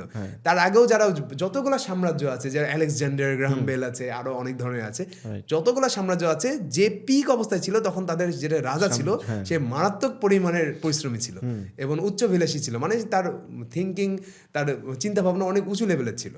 এইভাবে হয় রাজা বাদশাহ যতগুলো আপনারা দেখেছেন, বলে না রাজা বাদশাহ তো ভুড়ি তো রাজা বাদশাদের ঐতিহ্য না, ভুড়ি হচ্ছে ওই সব নেশারু আর যারা নারীতে মত্ত থাকতো সেই সব রাজা বাচ্চাদের ভুড়ি, যারা রাজ্য হারিয়েছে, যারা বেশি দিন টিকে রাখতে পারেনি। তো আপনার তো রাজ্য নাই, একে তো আপনার রাজ্য নাই, পাশাপাশি আপনি রাজা বাচ্চাদের মতো শরীর নিয়ে বসে আছেন, আপনি তো সবকিছু হারাবেন সোজা হিসাবে। এটা অনেক করা লাগবে। ওইটা বাস এখন পাচ্ছে না, মানে ফিজিক্যাল অ্যাক্টিভিটি করে না, যার জন্য একটা অজুহাত আছে, আচ্ছা আমি তো রাজা বাদশার মতো। কিছু কিছু হোটেলের সামনে পরোটা বেলে দেখবেন হাতগুলো খুব সলিড, আমি দেখেছি, কিন্তু বুড়ি অনেক বড়। তো অ্যাক্টিভিটি আপনি যাই করেন, এক জায়গায় দাঁড়িয়ে যতই আপনি অ্যাক্টিভিটি করেন, আপনি যদি মুভ না করেন, বিশেষ করে আমাদের পায়ের অ্যাক্টিভিটি দিয়ে আমাদের ওভারঅল হেলথ ডিপেন্ড করে। একজন লোক ধরেন দাঁড়িয়ে দাঁড়িয়ে যতই হাত দিয়ে কাজ করুক, যেমন আমরা গৃহিণীদেরকে দেখি বিশেষ করে বাসায় দাঁড়িয়ে দাঁড়িয়ে কাজ করছে, এই করছে, মোছামুছি করছে, কোনো লাভ নাই। আপনাকে অবশ্যই আপনার পা ব্যবহার করতে হবে।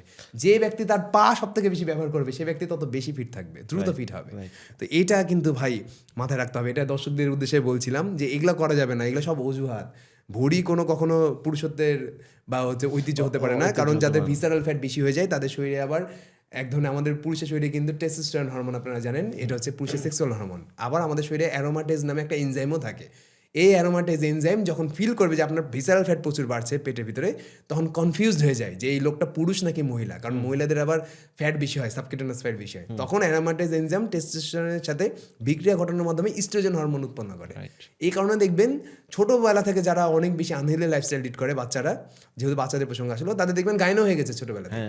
রিজনটা কি? তার ব্রেন ডিটেক্ট করতে পারছে না যে সে ছেলে না মেয়ে, কারণ তার টেস্টোস্টেরন উৎপন্নই হচ্ছে না, তার ইস্ট্রোজেন উৎপন্ন হচ্ছে। আর ইস্ট্রোজেনের হরমোন হচ্ছে আপনার স্তন বিল্ড হবে, আরও অনেক যেগুলো মেইলি বৈশিষ্ট্য যেগুলো আছে সেগুলো বিল্ড হবে। এটা হচ্ছে ইস্ট্রোজেন হরমোনের বৈশিষ্ট্য। তো পুরুষ যারা আছে, যারা মনে করেন অনেক বড় ভুঁড়ি থাকা মনে হয় আভিজাত্যের প্রতীক, আসলে না, এটা দুর্বলতার প্রতীক। আপনার টেস্টোস্টেরন কমছে, ইস্ট্রোজেন বাড়ছে, এটাকে খুব দ্রুত ঠিক করতে হবে। তো ওই বাচ্চাটা, যে বাচ্চাটা ধরেন যে বাবা মা তাকে ছোটবেলা থেকেই শিখিয়েছে হেলদি খাবার খাওয়া, পরিশ্রম করা, এই বাচ্চাটা কোনো অবস্থাতেই দুর্বল হবে না। যে বাচ্চাটা ধরেন যে শুধু সারাদিন প্রসেস ফুড খায় না, সে শাকসবজি খায়, ভাত মাছ ডিম দুধ সবই খায়, প্রসেস ফুড যতটুকু দরকার বাচ্চাটা তো খাবে, ততটুকুই খায়, সেই বাচ্চাটা রোজা রাখার ফলে কোনো সমস্যা হবে না। তবে হ্যাঁ, যে বাচ্চাটা অলরেডি অসুস্থ, অনেক রোগাক্রান্ত, সেই বাচ্চার ক্ষেত্রে রোজা রাখাটা অনেকটা তার লাইফ অনেক সময় মারাত্মক ক্ষতিকর হতে পারে। অথবা যে বাচ্চাটা মেডিসিন খাওয়া লাগে, অথবা যে বাচ্চাটা ধরেন যে ADHD তে আক্রান্ত, আপনি জানেন এই বাচ্চাকেও রোজা রাখানো যাবে না, এটা ধাপে ধাপে আনতে হবে এখানে, নাহলে সে আরও বেশি হাইপার অ্যাক্টিভ হয়ে যাবে, আরও বেশি বিরক্ত করবে। আবার যে বাচ্চাটা সকাল থেকে রাত পর্যন্ত খালি প্রসেস ফুড খায়, নর্মাল খাবার খায় না, সেই বাচ্চাটাও যদি রোজা থাকে তার ক্ষতি হবে। ইনফ্যাক্ট সেই বাচ্চাটা রোজা থাকুক বা না থাকুক, সে বাচ্চার ক্ষতি হবে।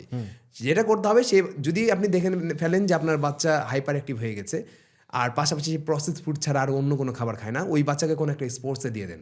স্পোর্টসে দিয়ে দিলে তার পরিশ্রম করার অভ্যাস বাড়বে, সে তার আশেপাশে যারা সহকর্মী আছে বা সহ খেলোয়াড় যারা আছে তাদেরকে দেখবে যে তারা কলা খাচ্ছে, ডিম খাচ্ছে, দুধ খাচ্ছে। কোচদের প্রতি অনুরোধ থাকবে যে ম্যাচ শেষে বিরিয়ানি, পুরি, সিঙ্গারা এগুলো খাবে না। আমাদের দেশে, উপমহাদেশে বেশি সমস্যা হচ্ছে যে ক্রিকেট যেগুলো ক্লাব, নর্মাল যেগুলো ক্লাব না, সাধারণ, ওখানে দেখা যায় যে কোচই দাঁড়িয়ে দাঁড়িয়ে পুরি সিঙ্গারা খায় আর বাচ্চাদেরকেও খাওয়ায়। এটা করা যাবে না। খেলা শেষে সবসময় আমাদের কমপ্লেক্স কার্বোহাইড্রেট, প্রোটিন এগুলো খেতে হয়। খেলার শুরুতে কমপ্লেক্স কার্বোহাইড্রেট, খেলার শেষে প্রোটিন খেতে হয়, প্রোটিন সমৃদ্ধ খাওয়া, অর্থাৎ দুধ অথবা ডিম, সিদ্ধ ডিম খেলে আরও ভালো। তখন ওই বাচ্চাটা যখন ওই ক্লাবে যাবে, একটা যদি ভালো ক্লাবে যায়, তাকে খেলোয়াড় হতে হবে না, সে কী হবে, প্রসেস ফুড থেকে আস্তে আস্তে দূরে সরে যাবে এবং সে হেলথের দিকে ঝুঁকতে শুরু করবে। সেই বাচ্চাটাকে যদি আপনি এটা না করেন, তাহলে ওই বাচ্চাটা কী হবে জানেন? ও বাচ্চাটা 30 বছর বয়সে ডায়াবেটিস নিয়ে, এক হাতে সার্টিফিকেট নিয়ে বের হবে ইউনিভার্সিটি থেকে, আরেক হাতে ডায়াবেটিসের একটা প্রেসক্রিপশন নিয়ে বের হবে, অথবা হার্টের একটা রোগ নিয়ে বের হবে। আর ওই মেয়েটা, বাচ্চাটা যদি মেয়ে হয়, তাহলে 100% শিওর থাকেন তার PCOS হবে। কারণ একে তো সে প্রসেস ফুড খাচ্ছে ছোটোবেলা থেকেই, পাশাপাশি সে কোনো রকম ফিজিক্যাল অ্যাক্টিভিটি করছে না। তো স্বাভাবিকভাবেই সে যখন ইউনিভার্সিটি থেকে পাস করে বের হবে, তখন তার এক হাতে সার্টিফিকেট আর এক হাতে প্রেসক্রিপশন থাকবেই। তা আপনি যদি চান যে আমার বাচ্চাকে, ভাই আমি এটা চাই না, আমার বাচ্চা সুস্থ থাকুক, আমার বাচ্চা ক্যারিয়ারে অনেক বেশি ট্যালেন্টেড, সে ক্যারিয়ারে অনেক ভালো কিছু একটা অ্যাচিভ করেছে, কিন্তু এর হেল্প নাই, এরকম বাচ্চা আমি চাই না। আমি চাই আমার সন্তান যেন সুস্থও থাকে। তো সেই ক্ষেত্রে আমরা ছোটোবেলা থেকে তাদেরকে এইভাবে ট্রেন করব। ট্রেন মানে কি, পজিটিভ প্যারেন্টিং করব, যেটা তাদেরকে রোজা রাখলেও তাদের কোনো সমস্যা। দ্যাটস মিন যে যার বাচ্চা রোজা রাখতে যাচ্ছে সে রোজা রাখুক, মানে ইউজ টু হোক। হ্যাঁ ইউজ টু হোক, কোনো সমস্যা নেই। আর উল্টা আরো ভালো, এটা তার হেলথের জন্য আরো অনেক যেটা আমরা শুরুতে আলোচনা করেছিলাম অটোফেজি, সেটা সে বাচ্চাটা শুরু থেকে অভ্যস্ত হয়ে গেল। সেটাই। এবং চেষ্টা করবেন সাধারণ মানুষ যে শুধু রমজান মাসে 30টা রোজা না, প্রতি সপ্তাহে যদি একটা করে রোজা রাখতে পারি আমি, হ্যাঁ যারা একদমই সুস্থ আছেন, যেমন আমার কিন্তু প্রতি সপ্তাহে একটা করে রোজা হয় না, কারণ আমি একদমই প্রপারলি সুস্থ। হয়তোবা আর কিছু 10 বছর পর আমি এটা শুরু করব। যাদের বয়স 40, 45, 50 হয়ে গেছে, তারা যদি প্রতি সপ্তাহে একটা করে রোজা রাখে, অল্প বয়সে আমি যদি রাখতে পারতাম আমারও আরো বেনিফিট হতো, আরো উপকার আমি পেতাম। কিন্তু আমি ওটা ছাড়াই আমি ভালো আছি। আমি যেহেতু সারা সপ্তাহ ধরে ভালো খাবারই খাই, এই কারণে আমার ওটা দরকার হয় না। কিন্তু কেউ যদি মনে করে প্রতি সপ্তাহে আমি একটা করে নফল রোজা রাখবো, বা অন্য ধর্মাবলম্বী যারা আছেন প্রতি সপ্তাহে যদি আমি একটা করে উপবাস করব বা উপোস করব, সেটা আপনার বডিতে অনেক ধরনের বেনিফিট নিয়ে আসবে। আপনি যে উল্টাপাল্টা খাবার খেয়ে আপনার সেলগুলোকে দুর্বল করছেন, সেগুলো আরো স্ট্রং হয়ে যাবে। আমি সিম্পলি বলে দিই যে বহু মানুষ দেখবেন পুরা রমজান মাসে রোজা রেখেছে 30টাই, তারপরেও তার ঈদ শেষে দেখা গেছে 3 থেকে 4 কেজি 5 কেজি ওজন বেড়ে গেছে। এর রিজনটা কি জানেন? সে ক্যালোরি কাউন্টটা বোঝে না। সে মনে করেছে যে আমি তো 16 ঘন্টা না খেয়ে আছি, বাকি যে 7 ঘন্টা বা 8 ঘন্টা আমি খাবার খাওয়ার টাইম পেলাম, যা ইচ্ছে তাই খাবো। ওই যা ইচ্ছে তাই খেয়েছে, ক্যালোরি কাউন্ট করেনি। কি হয় যে রমজান মাসে নর্মাল টাইমের আমি কথাই বলি, সকালবেলা আমরা 500 ক্যালোরি নাস্তা করি অন অ্যাভারেজ।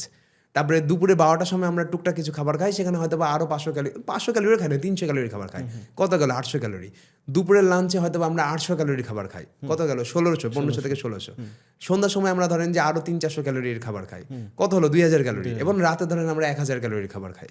ছেলে মানুষ হলে, মানে যারা একটু মানে খুব খেতে পছন্দ করে, 3000 ক্যালোরির খাবার আপনি সারাদিনে খান। মেয়ে মানুষরা যাদের ওজন কম, যাদের হাইট ছোট, সাইজে ছোট, তারা হয়তো বা 2000 ক্যালোরির খাবার খান। এবার দেখেন রমজান মাসে আমরা কি করি? সেহরিতে আসি। সেহরিতে আমরা এত ওভারলোড করে খাবার খাই যে সেহরিতে আমরা 1000 থেকে 1500 ক্যালোরির খাবার খেয়ে ফেলি। ধরেন 1500 ক্যালোরির খাবার খাই মানুষ, একটা মানুষ অন এভারেজ 1500 ক্যালোরি শুধু সেহরিতেই খায়। সকালবেলা রমজানে সকালবেলা তো নাস্তার কোনো ঝামেলা নাই, দুপুরবেলা খাবার খাওয়ার নাই, সমস্যা নাই। ইফতার আমরা কি করছি? একটা জিলাপিতে 300 ক্যালোরি থাকে। কোনো জিলাপির সাইজের উপরে ডিপেন্ড করে 500 ক্যালোরি 600 ক্যালোরি হয়ে যায়। মুড়ি আছে, বেগুনি আছে, পেঁয়াজি আছে, প্রত্যেকটাতে যদি আপনি 300-400 ক্যালোরি অ্যাড করেন, 2000 ক্যালোরি থেকে 3000 ক্যালোরি জাস্ট ইফতারে খায়, জাস্ট ইফতারিতে খায় আমরা। তো যে ব্যক্তিটা সারাদিন যাবত 3000 ক্যালোরি খাচ্ছিল, সে রমজান মাসে এসে শুধু ইফতারিতে 3000 ক্যালোরি খায়, তারপরে আবার ডিনার করছে আরো 1000 ক্যালোরি। অর্থাৎ রমজান মাসে একটা ব্যক্তি 5000 ক্যালোরি পর্যন্ত পৌঁছে যায়, যেটা কিন্তু নর্মাল টাইমে হয় না। না হলো 4000 ক্যালোরি খাবার খায় রমজান মাসে, যেটা কিন্তু নর্মাল টাইমে হয় না। যার কারণে তো তার রমজান শেষে হাত পা শুকিয়ে যাচ্ছে এবং পেট ভরে যাচ্ছে। হাত পা কেন শুকাচ্ছে? যে প্রোটিন দেয়নি। প্রোটিন না দিলে তো হাত পা শুকাবে। দেখবেন অনেক মানুষ আছে রমজান মাস শেষ হতে হতে দেখবে যে হাত পা শুকিয়ে গেছে, আপনার চেহারা খারাপ হয়ে গেছে, কিন্তু পেট বড় হয়ে গেছে। রিজনটা কি হচ্ছে? কোলাজেনকে সে ধ্বংস করে ফেলেছে। তার শরীর চর্বি গেন করেছে, সে মনে করছে যে আমি তো খুব নাদুস হচ্ছি না, কিন্তু চেহারা খারাপ হয়ে যাচ্ছে। রিজনটা কি? সে কোলাজেনকে ধ্বংস করে ফেলছে। একটা পাতলা থেকে পাতলা মানুষ যদি ঠিকঠাক মতো রোজা রাখে, যদি নিয়মটা বোঝে যে কোন খাবার শরীরের জন্য উপকারী, কোন খাবার শরীরের জন্য অপকারী, কোন খাবার আমার কোলাজেন ধ্বংস হতে পারে, কোনটাতে না হতে পারে, তাহলে ওই ব্যক্তিটা কোনো দিনও আপনার দেখতে খারাপ হবে না। রোজা রাখার ফলে বা সিএম পালনের ফলে কেউ দেখতে খারাপ হয় না। উল্টাপাল্টা খাবার খাওয়ার কারণে দেখতে খারাপ হয়। ওই যে কোলাজেন তৈরি হয় কি দিয়ে? অ্যামিনো অ্যাসিড দিয়ে। প্রোটিন যদি পর্যাপ্ত পরিমাণে না খান, তাহলে তো অ্যামিনো অ্যাসিড ধ্বংস হবে। কারণ অনেকে বলতে পারে যে ভাই প্রোটিনের প্রমোশন করছেন। আমি কোনো সাপ্লিমেন্টের কথা বলছি না এখানে।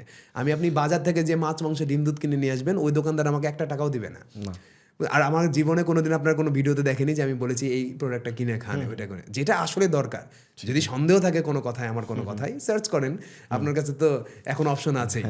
ওষুধ খাওয়াই লাগবে না, আপনার কোনো অর্গানিক পণ্য লাগবে না, কোনো ওষুধ খাওয়া লাগবে না। আপনি এমনি দেখতে সুন্দর থাকবেন যদি যে সিম্পলি কয়েকটা লাইফস্টাইলে মডিফিকেশন করেন। ভালো প্রোডাক্ট অবশ্যই আছে, কিন্তু সেই প্রোডাক্টটা আপনার কখন দরকার হবে? যখন আপনি ওই প্রোডাক্টের ল্যাকিংস আপনার শরীরে হয়েছে, তখন আপনার শরীরে কোলাজেনের ল্যাকিংস হয়ে গেছে তখন। কিন্তু আমার উদ্দেশ্য কি? আগে আপনাকে বোঝানো এটা না যে আপনার শরীরে কোলাজেন ধ্বংস হয় কি করে, সেটা আগে বন্ধ করেন। আমি আপনাকে বুঝালামই না আপনার শরীরে কি কি কারণে কোলাজেন ধ্বংস হয়, আর আমি আপনাকে বললাম আপনার কোলাজেন তো কম, আপনি এটা খান, আপনার চেহারা সুন্দর হয়ে যাবে। এটা দুর্নীতি। এই প্রোডাক্টটা যদি ভালো হয়, এই কাজ করাটাও দুর্নীতি। এটা অধিকাংশ সাপ্লিমেন্ট সেলার, অধিকাংশ প্রোডাক্ট সেলার, তারপরে যারা সেল করছে, বিশেষ করে অর্গানিক ফুড যারা সেল করছে, তারা সবাই এই দুর্নীতিটা করছে। তারা কেউ বলছে না যে আপনার লাইফস্টাইলের প্রবলেম, এটার কারণে আপনার এই প্রোডাক্টটা দরকার হচ্ছে। আপনি আগে বলেন যে আপনার এই কারণে কোলাজেন ধ্বংস হয়েছে, এটা ঠিক করেন, পাশাপাশি এই সাপ্লিমেন্টটা খান, তাহলে আপনার শরীরের ম্যাক্সিমাম রেজাল্টটা পাবেন। সেক্ষেত্রে ঠিক আছে। ওটা তো আপনি বলছেন না। যারা এই প্রোডাক্ট সেল করছে, আমি কিন্তু আপনারা অনেকে হেট করতে পারেন, আমাকে অনেকে কমেন্ট করেন, অনেকে টার্গেট করেন যে আমি প্রোডাক্টের বিরুদ্ধে বলছি, প্রোডাক্ট তো পজিটিভ। আমি জানি এটা আপনার ব্যবসাতে হ্যাম্পার করতে পারে, কিন্তু আপনি পজিটিভ জিনিসটাও বোঝান মানুষকে যে কেন এই প্রোডাক্ট আপনার দরকার, কোন স্টেজে যে কোলাজেন একটা মানুষের 30, 40, 50 বছর বয়স পর্যন্ত ইনট্যাক্ট থাকে, 40, 50-এর পর কোলাজেন ধ্বংস হয়, অর্থাৎ 60, 70 বছর বয়সে মানুষের কোলাজেন সাপ্লিমেন্টের দরকার হয়। 30 বছর 25 বছর বয়সে যার চেহারা দেখতে খারাপ হয়ে যাচ্ছে, ওই কোলাজেন খেলে কোনো ঠিক হবে না। কোলাজেন তো উৎপন্ন হয় শরীরে ঘুমের অবস্থায়, তো আপনি তো যদি না ঘুমান, রাত জাগেন, তাহলে আপনি কোলাজেন কি করে আপনার উৎপন্ন হবে, ঠিক হবে? তো এগুলো তো বুঝতে হবে না, এগুলো অনেকগুলো ব্যাপার আছে, এগুলো বোঝে আপনি মানুষকে বোঝান, তাহলে আশা করি যে সবাই উপকৃত হবে এবং আপনার প্রোডাক্ট যেটা সেটাও সেল হবে আরো বেশি। অনেকেই মনে করে যে রোজা রেখে কি আমি এক্সারসাইজ করবো কিনা, আমি যে নর্মালি যে এক্সারসাইজ করতাম, স্ট্রেংথ ট্রেনিং করতাম বা পাওয়ার লিফটিং করতাম, সেটা কি আমরা রোজা রেখে করব নাকি ইফতার করে রাতে করব? আচ্ছা, এখানে আমি প্রথমে উদ্দেশ্যটা ক্লিয়ার করে দিই। যদি আপনি একজন খেলোয়াড় হন, বডি বিল্ডিং বাদ দিয়ে অন্য কোনো খেলোয়াড় হন, সেক্ষেত্রে আপনি সেম মুভমেন্টই করতে পারবেন, কোনো সমস্যা নাই। যে ব্যক্তিটা চাচ্ছে আমি মাসেল বাড়াবো বা পাওয়ার বাড়াবো, আরও বেশি পাওয়ার বাড়াবো, স্ট্রেংথ বাড়াবো, সেই ব্যক্তিটার ক্ষেত্রে মেনটেন করাটা বা রিকভারি ফেজে রমজান মাসে যাওয়াটা বেশি গুরুত্বপূর্ণ। আমরা যদি একটা মানুষ যদি সারা বছর ধরে জাস্ট বেশি বেশি ওয়েট লিফট করতে শুরু করে, তাহলে তার মাসেলের ওই ইলাস্টিসিটি নষ্ট হয়ে আর গ্রো হতে চায় না।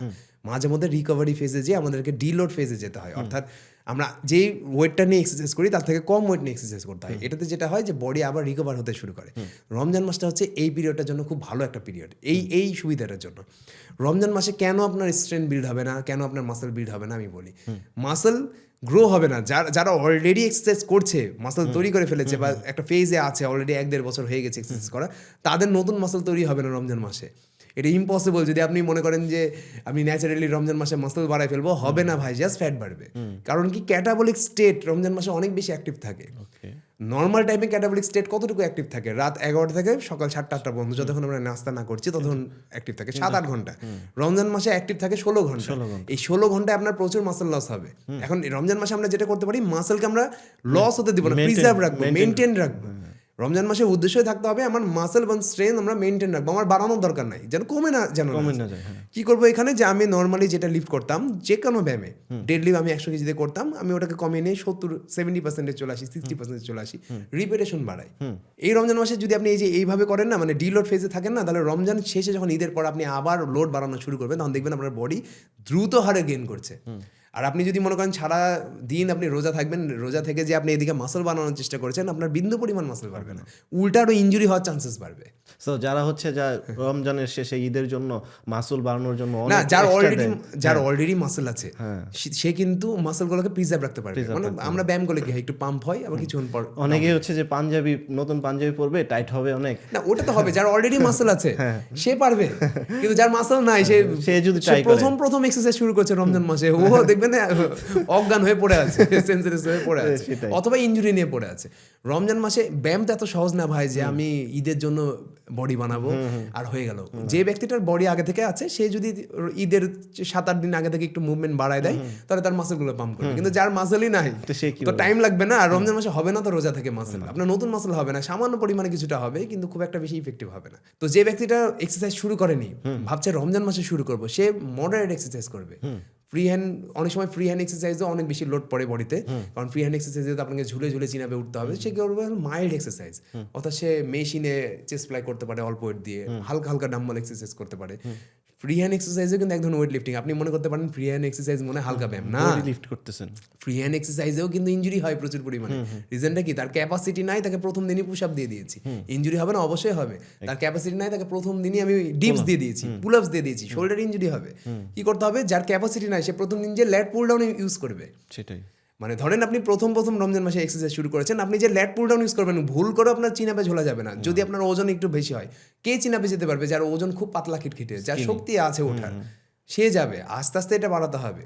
ফ্রি হ্যান্ড এক্সারসাইজও এক ধরনের ওয়েট লিফটিং, এই কারণে তো এটাকে বডি ওয়েট এক্সারসাইজ বলা হয়। আমি যখন পুশ আপ করছি, আমার বডির অর্ধেক ওজনকে আমি প্রেস করছি। আমি যখন স্কোয়াট করছি, আমি আমার বডির অর্ধেক ওজনকে আমি উত্তোলন করছি। এইভাবে বুঝতে হবে ফ্রি হ্যান্ড এক্সারসাইজ যে আপনার প্রচুর বেনিফিশিয়াল তা না। মানে ফ্রি হ্যান্ড এক্সারসাইজে বেনিফিট আছে, সঠিক নিয়মে এবং সঠিক সময়ে করতে হবে। জাস্ট শুরু করে দিলাম আর হবে না। তো রমজান মাসে আমরা মাইল্ড এক্সারসাইজ করবো, আপনার হচ্ছে ফ্রি হ্যান্ড এক্সারসাইজ করতে পারি, হালকা পাতলা যেটা আমরা পারবো, কেপাবল, অথবা হালকা লাইট ডাম্বল ইউজ করতে পারি, এবং মেশিনে এক্সারসাইজ করতে পারি। আর মেশিন দিয়ে যারা বিগিনার একদম, যারা অলরেডি করছেন অনেকদিন আগে থেকেই, তারা জাস্ট ডিলোড ফেজে যাবে, Deload phase। যেটা করতেন তার থেকে কম করবে। জাস্ট বডিটা মেনটেন করার জন্য মাসল ব্রেকডাউন না। যারা প্রো লেভেলের হরমোন নাই তারা আবার আমার ভিডিও দেখে বলবে ভাই আমি তো রমজান মাসে মাসল বানিয়েছি। ভাই আপনি হরমোন নিয়েছেন, হরমোন নিলে ক্যাটাবলিক স্টেট আর কাজ করে না। হরমোন নেওয়া মাত্র একটা মানুষের বডি 24 ঘন্টার জন্য অ্যানাবলিক স্টেটে চলে যায়। রাইট। যখন যারা হরমোন এক্সট্রা করে মেডিসিন পুশ করে, ওদের ব্যাপার আলাদা। যে ব্যক্তি ন্যাচারাল থাকে তার বডিতে ক্যাটাবলিজম হবেই, এটা ঘটতে বাধ্য। রাইট। বুঝতে পেরেছেন?